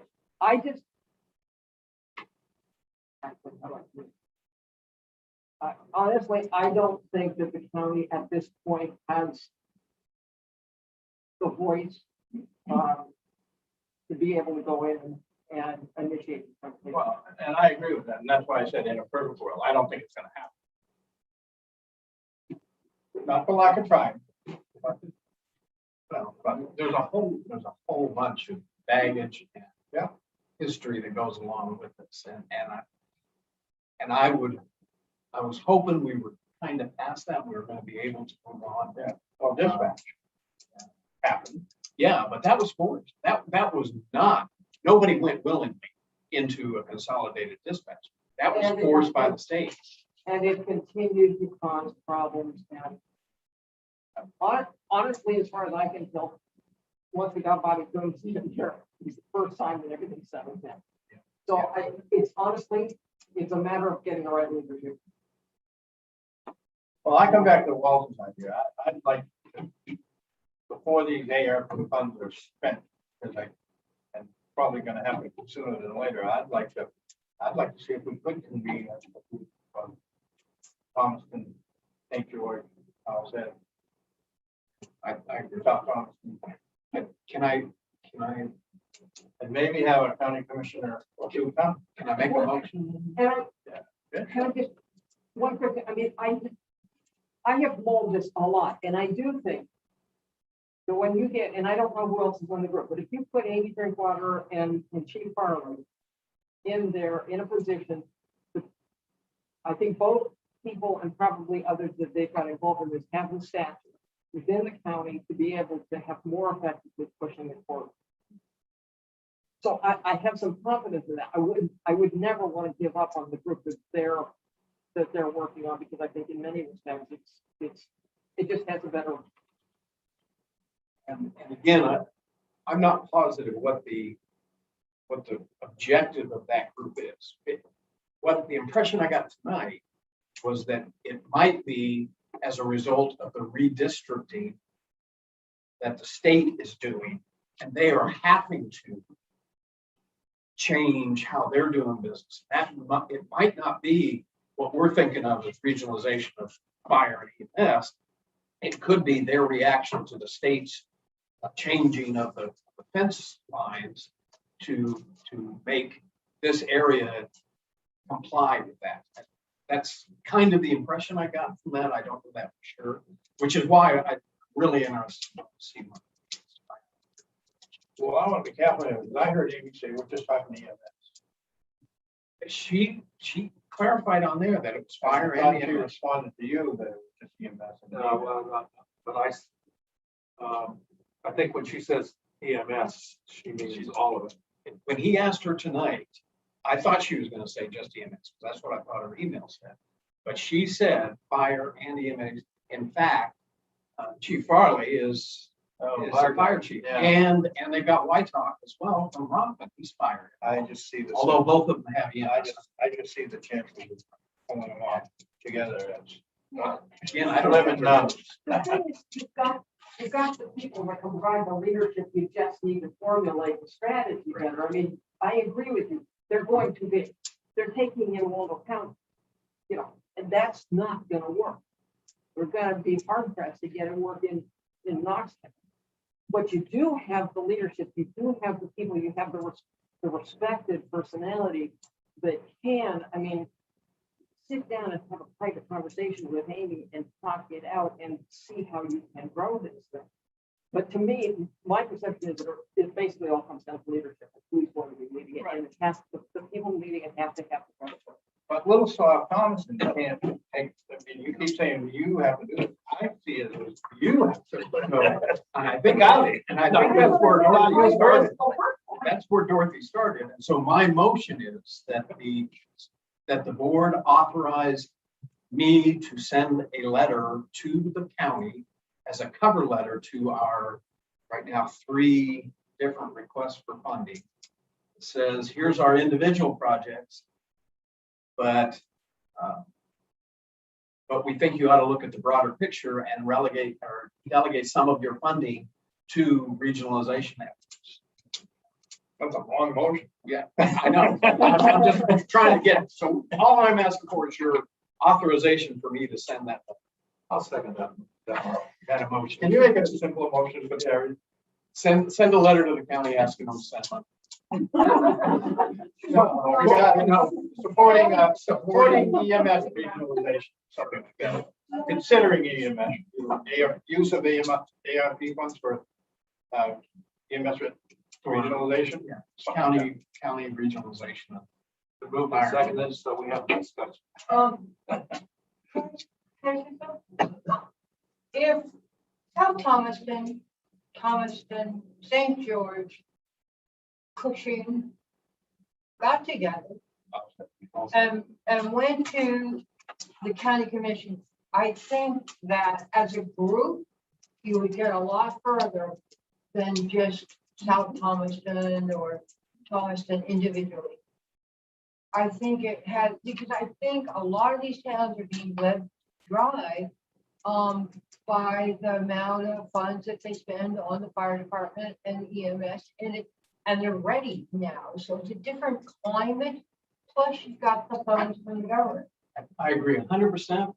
And I think that's exactly what Walter suggested that we do, is we get the towns together to push that. But that's not going to happen by the 31st. That's true. But So all we're doing is we're gonna make that effort, but at the same time, we're gonna just put a burr in the ear of the county administrator and the treasurer to save some money for regionalization. And that's exactly what I am hoping these discussions are going to.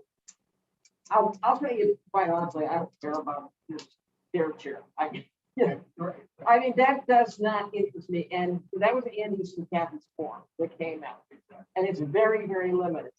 But I think that there's at least one other commissioner, as well as myself, that want to hear. And actually, I know that we all listened to your last meeting. And there was a lot of really good information. I personally, and I think Commissioner Pullman, are interested in exactly those kinds of discussions that are bigger than I want, $700 for stair chair. well, and We want those kinds of discussions for not just the allocation that's going to come to South Thomaston, but what are we going to do big picture with our money? well, we're going around circles here, because you and I've had this conversation. I'm waiting for the board to do that. And it's not coming, but we don't need to revisit it again. So I think I think that's right. I think we just gotta quit waiting and just, yeah, I think you got to be really proactive, because if you wait, it ain't gonna happen. I think conceptually, I think there's nothing wrong with the big forum to have all those people talking to each other. And of course, what I feel is that they'll talk and 2025 will come. And therefore, I look at the dual rail strategy of our skunk works with Owl's Head, St. George, because we have the beginnings of it anyway, Right. Because of Amy's position. Right. And our budget discussion last year was that our ambulance service and our fire department are not sustainable over the long run. and we could create And a local agreement where we wouldn't exclude new members from the executive committee. exclude anybody from Camden and Rockport, you mean? But we could have a model where we had original members and invite other towns to join in. My guess is Rockland is 75 years away from participating. And I'm also reluctant to involve fire. But that's a detail that we can, I think the less we bite off, the more chance we have of being successful, and then we can incrementally. And the only part of that I disagree with, I think we have to involve fire, especially if you look at Thomaston, where fire and EMS are the same. I thought they weren't. Well, I don't know. Now, I may be a little dated on this, but I'm pretty sure that EMS is still part of the company. And you have to be, certain fire positions have to be EMS.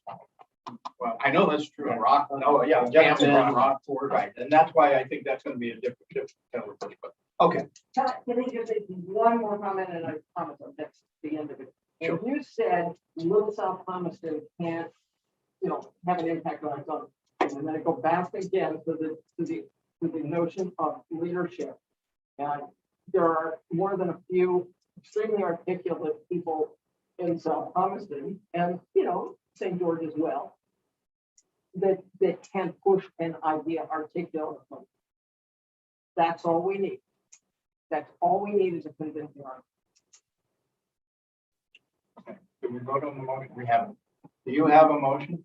The motion I have is to the board will authorize Northbridge to send a letter to the county supporting EMS regionalization. If that works. Don't forget to fire department. Let's leave it at EMS. Because you can call it, you fire, be under Put the fire in, put fire in. That's what I'm. We just sunk it. Oh, there's too much cynical blood flowing in the veins of this. I think the previous fire chief in Rockland would have scheduled it, but I don't think the current fire chief is. I don't think you would be opposed to it. I don't think so. Okay, oh, lost my train of thought. Wait a second. No, not yet.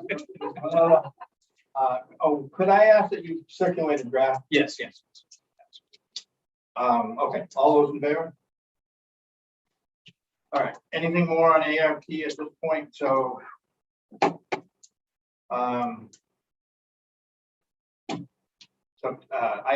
so Terry, you're gonna work with Amy, hopefully to deal with the county stuff, the 3 applications, just working on one. And Phil's gonna update the payroll information. I'm gonna send out the letters. Can I get Amy or Ann, someone to put these on town letterhead for me? Okay. They know how to do that? No, you're on vacation? And I still would like to, we talked about audio stuff. I'd still like to explore some possible ventilation systems, maybe not a full blown duct system that goes through everything, but maybe some space-based ventilation systems that are not as noisy as our blue ventilator over there in the door. And I don't know if there's anything with the Butler that potentially could benefit from this. Maybe even the handicap stuff, something. I don't know. We should kick that around some more. Okay. Have we killed this? Good discussion though. Thank you, Doris. Thank you for chiming in. Okay. Oh, another controversial issue. Consideration of adopting MRSA Title 30, Section 258.28. So, a little background: when we changed the fiscal year and the tax collection date, or recommended changing the tax collection dates, we scrapped the idea of going to electing our municipal officials, which here are only elected municipal officials, which here are only 3 of us and 1 school board member. By at town meeting and going to a referendum vote, where the polls would be open for 8 to 10.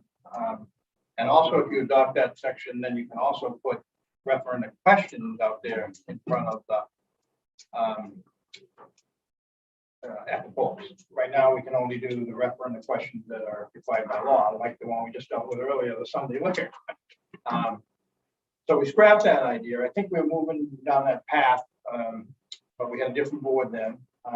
I still think the time has come for us to move to that, and I would like, and I support that, but I'd like to hear your thoughts. If we're going to do it procedurally, we have to hold a special town meeting 90 days prior to the annual town meeting to adopt that.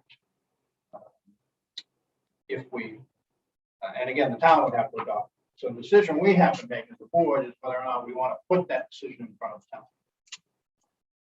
But I support putting it in front of the town. And I know how I'm gonna vote. Yeah, and I'm willing to put it in front of the town. I am personally against it. I think one of the things that makes towns like South Thomaston and Maine unique in the nation is our process of town meetings. It is as close to a democratic process as you can get. I know there's flaws in it because we end up with only 100 people out of 2,000 showing up, but everybody has the opportunity to come discuss here. And so I'm personally against this, but I'm willing to put it in front. Okay. I will say this, that by moving the town meeting to June, I think a lot of people who felt excluded because they were in sunny Florida in March no longer have that excuse. It'll be interesting to see whether they actually show up at town meeting now that they can show up. Would you have to have absentee ballots to Yeah. vote? But going back to your comment, it doesn't end town meeting. It simply ends voting for select board and school board member at town meeting. And the selectmen could put certain referendum questions, including our budget, out as a referendum. And part of the other reason that I want to do this is I'm not 100% convinced we're through with this COVID stuff. And come next spring. So, and we can always repeal it too. Town. But since you're willing to put it in front of the town, let's talk about when would be a good time to put it in front of the town. I personally would like to do it. I wouldn't want to do it in the winter when a lot of people who are in sunny Florida. I was thinking we could do it right around the time we do our November referendum, because I think people are kind of in the voting mood, for lack of a better word. Although this is a very limited election, but that would be my preference, sometime in early November. The weather shouldn't be too bad yet people are kind of focused back on vacations are over, families have gone away, and people haven't really left in droves for the sunny south, so. But other thoughts? So we'd end up having to do it prior to March. Well, if our town meeting was June 8th, you'd have to do it sometime prior to March 8th, or whenever 9th. I have to come back that day.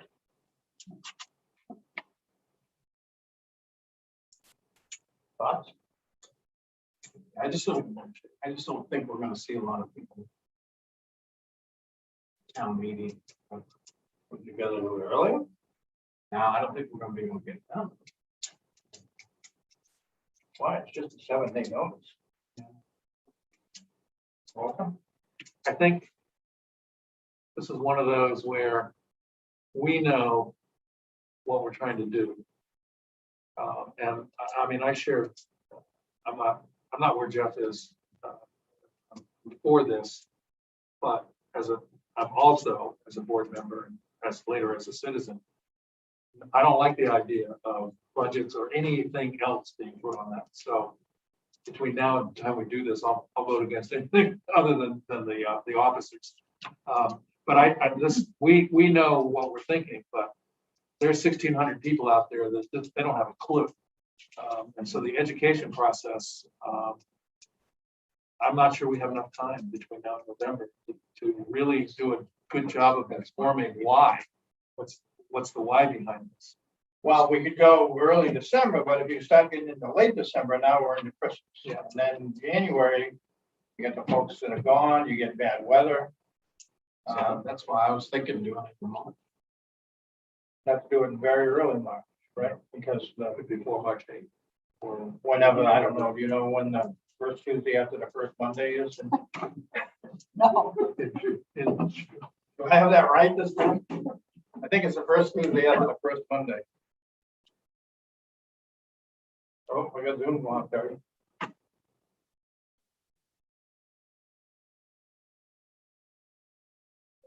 I guess the other problem I have with that is, I don't know, it seems like that it's gonna get us, we just changed from a March town meeting to June, and now it feels like we're having a town meeting in March. So I don't know. But I mean, my thinking is that if we do it anytime before March, we're gonna end up with the same people that are in the room. I think we do it in March, we're gonna have some people. That's possible. I just don't see. Well, it could be as late as the 14th because first, oh no, March, sorry. Oh, wait a minute, we're looking at June, sorry. The first Monday is the 6th. So no, it'd be the 7th. Well, I prefer November 1st. And, you know, I go with late November or after, between Thanksgiving and Christmas. But I think we can get the word out. I mean, I don't think we're gonna have droves of people. I think we're gonna have a lot of questions.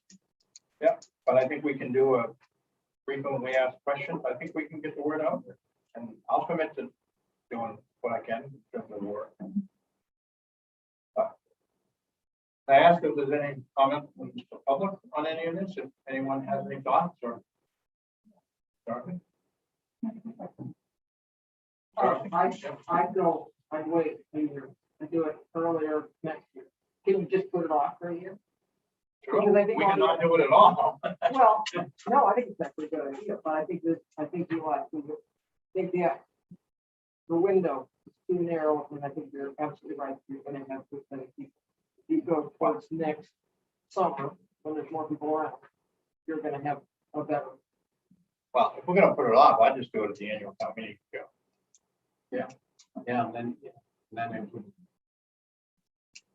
But that means you're not gonna do it Until until the a 2 year later. years from. No, yeah. And I'm okay with that. I mean, but that doesn't help us if we have COVID issues in the spring, but Well, we got through those. Yeah, I think that the state will come down with the same kind of authorization to allow you to get around. Okay. I can live with that. I mean, this is not a hill to die on for me. But I do think we should start now the education process. And that. So if you're willing to put up. I'll write something up. Put it down. Yeah, I'll write something up, circulate it with you guys. Are you good with waiting, Jeff? Yeah. Okay. Did you have something, Tom?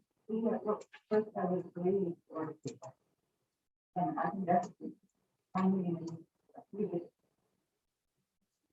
better. Much better, but Town meeting's a pretty good time to get the most people you ever get. Yep.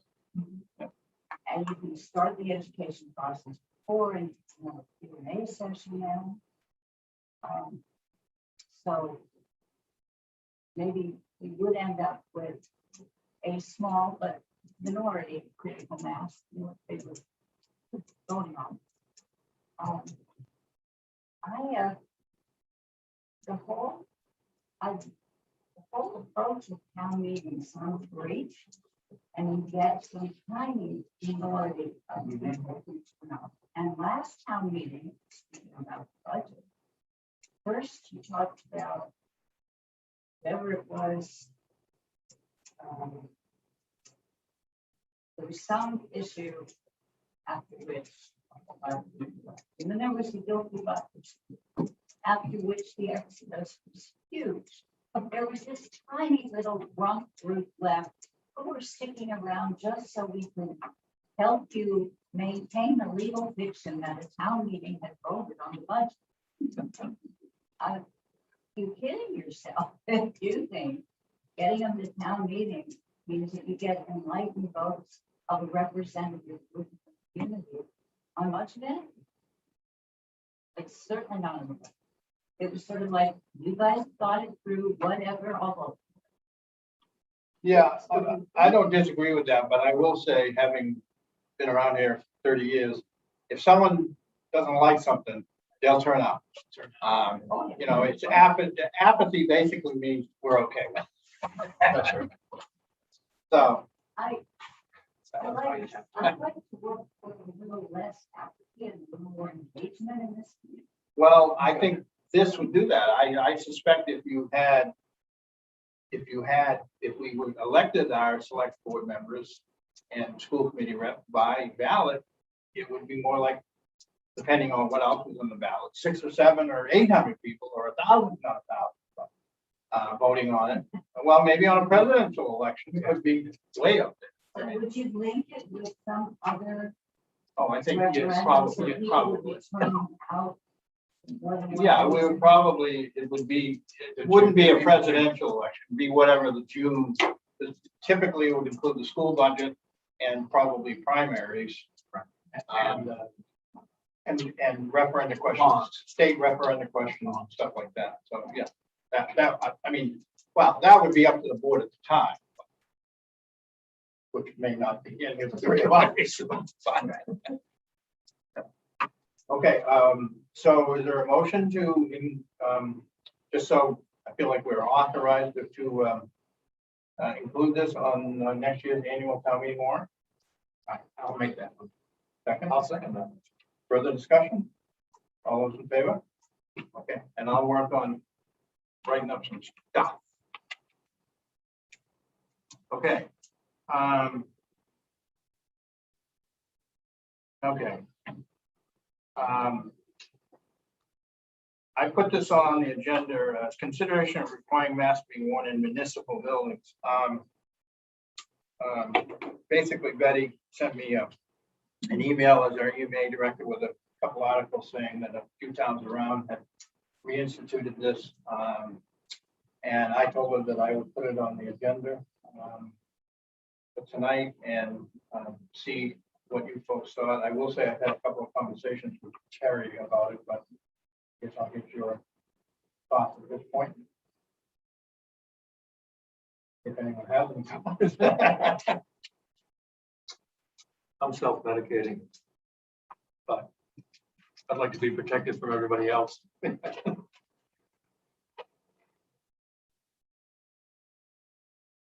don't know, I think if you're vaccinated, I think we ought to be able to not wear a mask. Unless you tell me the vaccination doesn't work, then we go back to masks. But I think if you're vaccinated, you should not be required to wear them. Well, in the small settings. Yeah, and we passed a long time ago that if a meeting got bigger than, I can't remember how many people it was, that we were gonna make a motion, 18. We were close tonight. We were gonna make a motion to adjourn. We sort of had that as an agreement between us. I did talk to Terry. You know, we do have a sign at the door saying that you're not vaccinated, you have to wear a mask. We don't enforce that. We have no way to enforce it, really. Oh, I guess we could. We could require people, but not. I think that's a lot to put on staff up front. But I guess what I'm concerned about is, you know, Amy's people are all vaccinated. Terry and the two people up front, my knowledge, are vaccinated. And to require them to wear a mask all day long, I was maybe looking for some middle ground, whereas if the public, someone from the public came in, then the three people in the front office would have to don them at that time. You know, or something like that. I don't know. I don't feel really qualified to make this decision. On the other hand, I feel like I kind of feel like you. I mean, that and the case rates in Knox County just aren't that high. But we do have a medical expert in the room. If anyone's interested in hearing from him.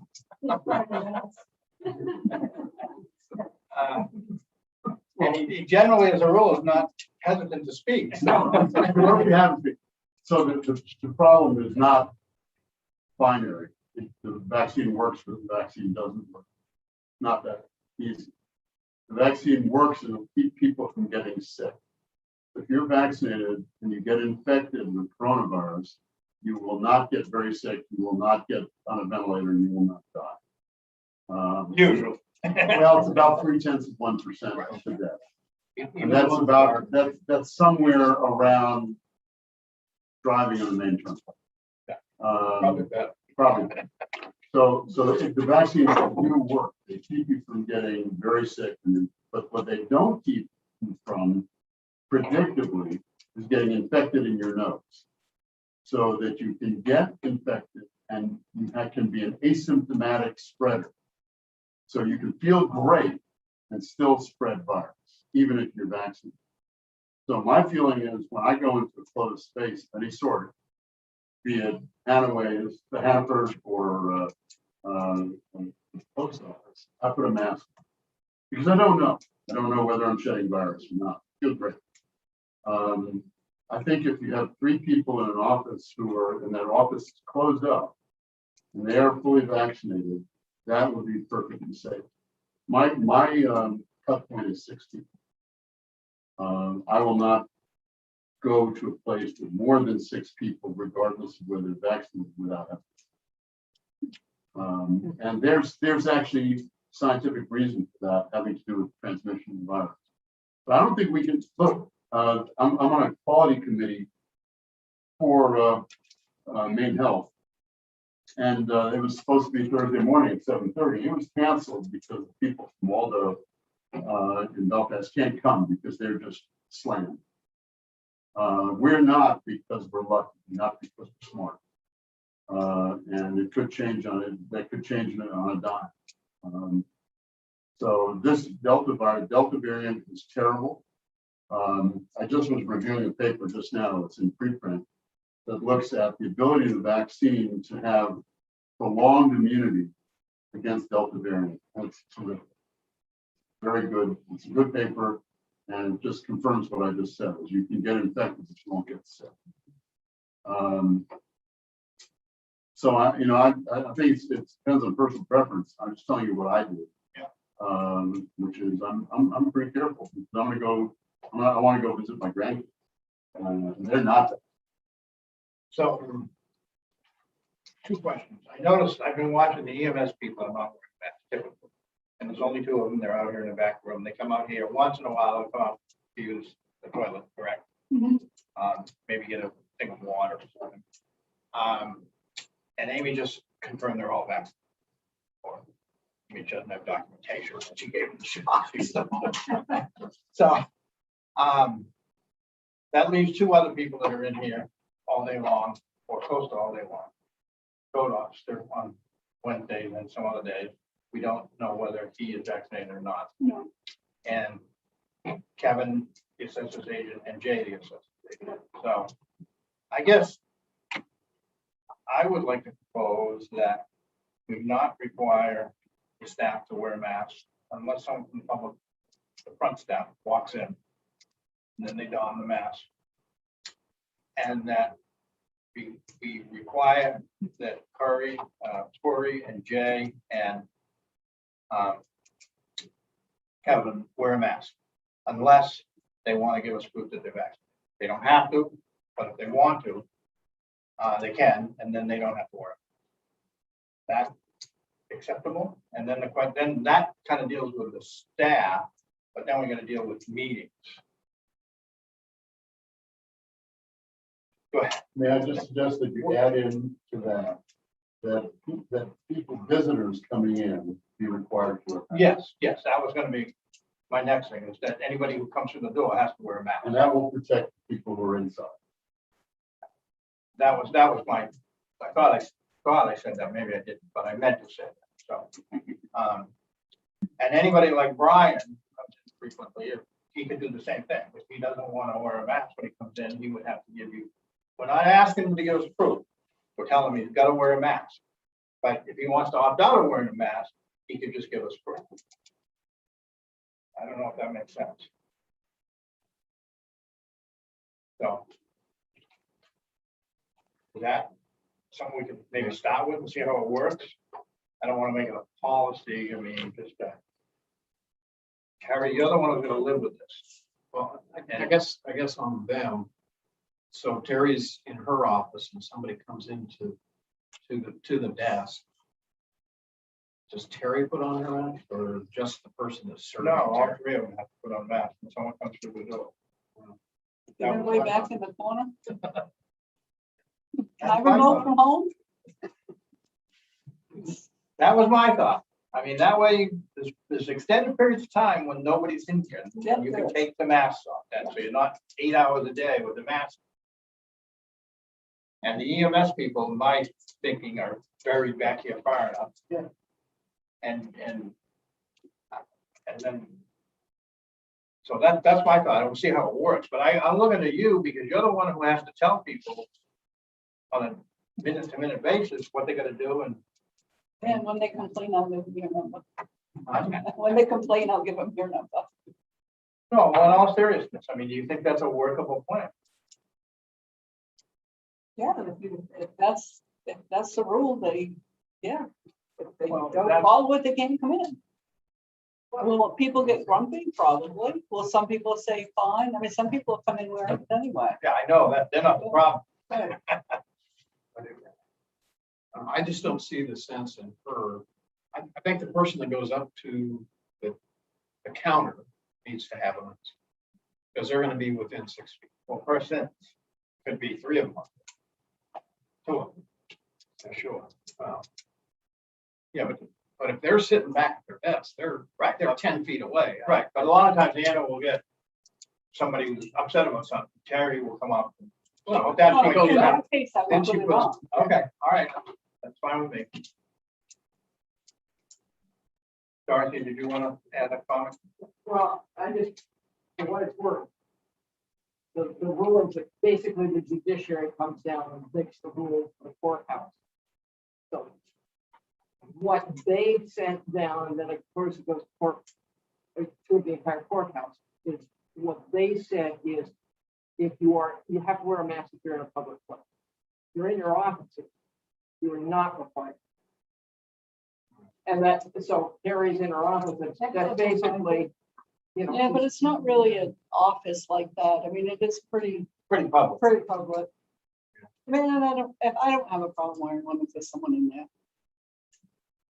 They don't I mean, stay you were long. doing it before. Oh. And basically there was no rule because every time I walked in, they were supposed to be wearing masks and they had them down here and then all of a sudden they went up. I'm not saying you, I'm talking about. John's coming. So I don't wanna impose something that is not realistically, it's like the Supreme Court ruling you that food is illegal. I mean, it ain't gonna work. You see more and more places are saying mask required. Yeah. Oh, I don't have a problem with the public coming in having, but I think we need to have masks on hand. Well, what they generally do is on the outside door, they say, masks required in all town public offices, I just say masks required then. or mask required, yeah. And then so if we're good to go on that, we can just see how it works out and revisit it. And then what about meetings? I mean, I'm sitting here without a mask. You are. And people have a hard enough time hearing us enough. I know. As it is.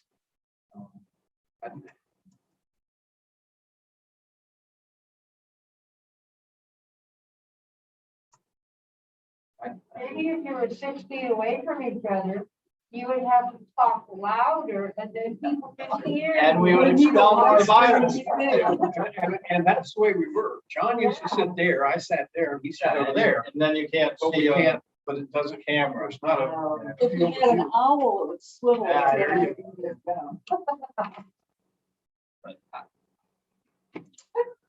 I don't know. I really don't know. I'm personally not uncomfortable. I guess I'm not either at this point. That could change. Correct. Now, if there were, what was the number you said? We said 18, I think. That's actually beginning to sound like a lot. But Yeah, well, it was mapped out. Yeah. There was a floor plan and it wasn't, Isn't the CDC guideline that if you're inside, it recommends to wear a mask? Yeah. yeah, If you're, Yeah. if you're in a higher significant relative, and we are currently insignificant. Yeah. We've been downgraded. Oh, really? We're off the list of the. We're off the high list, we're insignificant. But they're, I mean, they're fairly county in the United States, because it's red zone, so. we're kind of getting all over the place here, so. But you want to, Last one. okay, I just did a report for the Maine Indoor Air Quality Association. And they're very careful, it's very clear what you have to do to sterilize the air. We don't. we don't. No, you have a filter and you have. Yeah. No, I know. You know, CO2 monitors and all that. Yeah. But on the other hand, it feels hypocritical to me to require the public to wear a mask. They come in to get a license renewed with the glass separating them, yet we don't require everybody in this room with not glass separating us to wear a mask. I hate this stuff. I mean, you see what I'm saying? Yeah. Penny's had her hand up for a while. Oh, sorry, Penny, go ahead. Think of the greater municipal building here. I don't see how the library can serve the public and say, you wear masks, we don't. I think you have to commit to that. Then they go up to the window, they have to put their mask on. I think it's a very small thing to do to try to address this trend before where it's gone down substantial. But it's substantial transmission here. And I don't think our vaccine incentive has brought in drones of people getting vaccinated. And I don't think we can say, show us the vaccine time. I think we have to say, public coming in has to wear a mask, and therefore I'm asking the volunteers to wear a mask. And there's public Yeah. presence. Well, I'm assuming this would apply to all of them. It says municipal buildings. Right. Yeah, I mean, I don't think we can have one policy at the library and another policy here. And I think we've already agreed that we're gonna require the public to wear a mask when they come in. Thought we just agreed to that. So now I think the only question is how are we gonna deal with meetings? And I just find it sort of hypocritical to require the public to wear a mask when they come in to register their car, but you don't have to wear one sitting here, like I'm. Yeah, I'm not comfortable with this. That's not wearing masks when you do. Yeah. So I don't know how, I mean, I think we gotta practice what we preach. And if we're gonna require the public to come in, I think we need to wear them in the meeting, even though it's difficult to hear. Yeah, I work Yeah, for Israeli company. I'm working with the seniors and exercise that we're considering moving back outside. And I'm working with the school agers. Some of the seniors and all of the school agers I work with are not able to be vaccinated. So I don't want to be one contributing to their infection. So I don't wear a mask. The other thing is we could go back to remote meeting. No, we can't. No, we No, can't. Well, we not can't. exactly Yeah, we what- can. We can. We just adopt a policy that says if one or more of us is absent, we can make remote. The new law allows Is it. that what everybody said? Actually, did you give you authority? No, Because I thought the state law executive- did the same thing. You guys did the exact same thing. State law says. No, it's only if, according to the policy that we adopted, it's only if a member can't, for whatever reason, it's fairly specific, I mean, because of distance or whatever. Or But emergency. can't- Or emergency. but like, no, you can't just, this, according to our policy, you can't just. Well, I don't buy that. Now, if one member can't participate and that triggers it, certainly three members not being able to participate would trigger it. I mean, Yeah, that's well, what would, you have to have a justification, you can't just say. yeah, an emergency is an emergency. Well, you know what, that's, okay, if the infection rates are that high. I think we just gotta have to wear masks for the time being.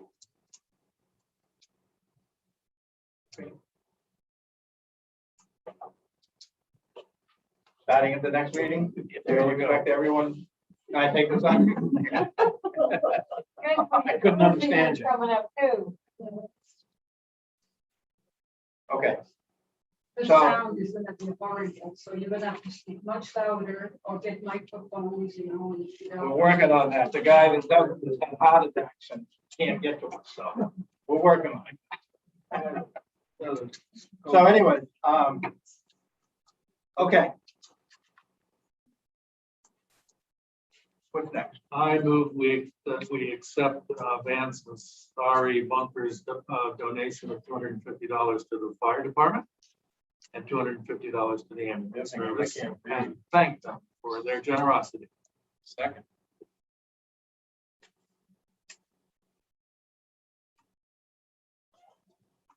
Further discussion? All those in favor? Okay, And I move that we accept the $100 donation from John and Leslie Spear to the Conservation Commission and thank them for their generosity. Second. discussion? All those in favor? And I'm gonna Thank you very name. much. And don't we have it? Yep. Yes. Yeah. Yeah, We know, yeah, we got it. Yeah, we got it. And we have another donation, Terry. Theo brought in a check from the, is it from the Conservation Commission itself? No, this is from this connecting to last year. And you wanna call him? Collecting cans and bottles and also people donated, and we had to set up our own check because we were not from the town. So we did it. And so we were- and now that we are in our commission, we're closing it. And it's also $100, correct? Yes. So is there a motion to accept the, I move that we accept the donation from the ad hoc conservation group in the amount of $100. And thank you, Theo, and all your colleagues. Second. okay, further discussion? All those in favor? Okay. Correspondence. We did have. Did we not? Thanks, Cliff. Thank you. Thank you. Terry, did we have any correspondence? I thought we had some correspondence that you.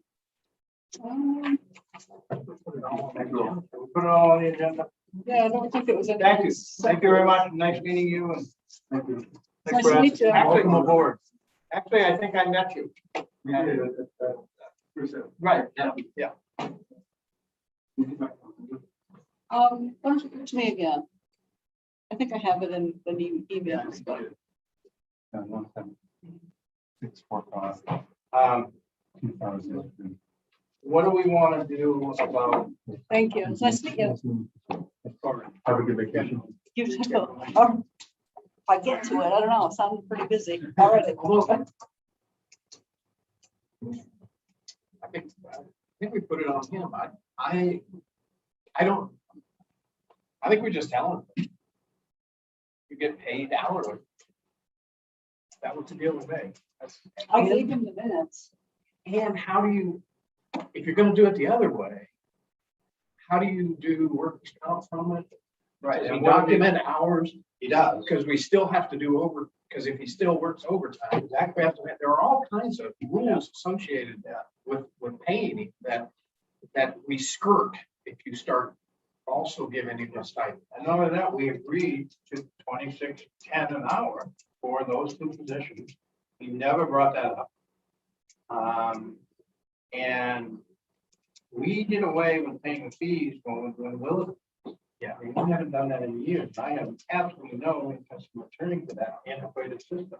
I agree. It Makes it really difficult for the county part. Yeah, I mean, You the take clerk, it in, the whole thing, and then give it out. and the clerks used to get fees, the clerk fees years ago. You know, we've gotten away from that. And this is just going back into the dark ages. Well, and I think it complicates our federal labor standard laws that we don't need to complicate. We have enough things complicated. So, Terry, why don't we agree to do this? Why don't you tell them that the board discussed it and we feel that that was our arrangement and we are willing, if he still wants to come talk to us, we're willing to hear him out, but leave it at that. But we feel it was that our compensation arrangement was clear. Is that okay? That's great. And then, and like you said, then put it on him if he wants to reschedule. Okay. We did the warrants earlier, right? I lost my agenda.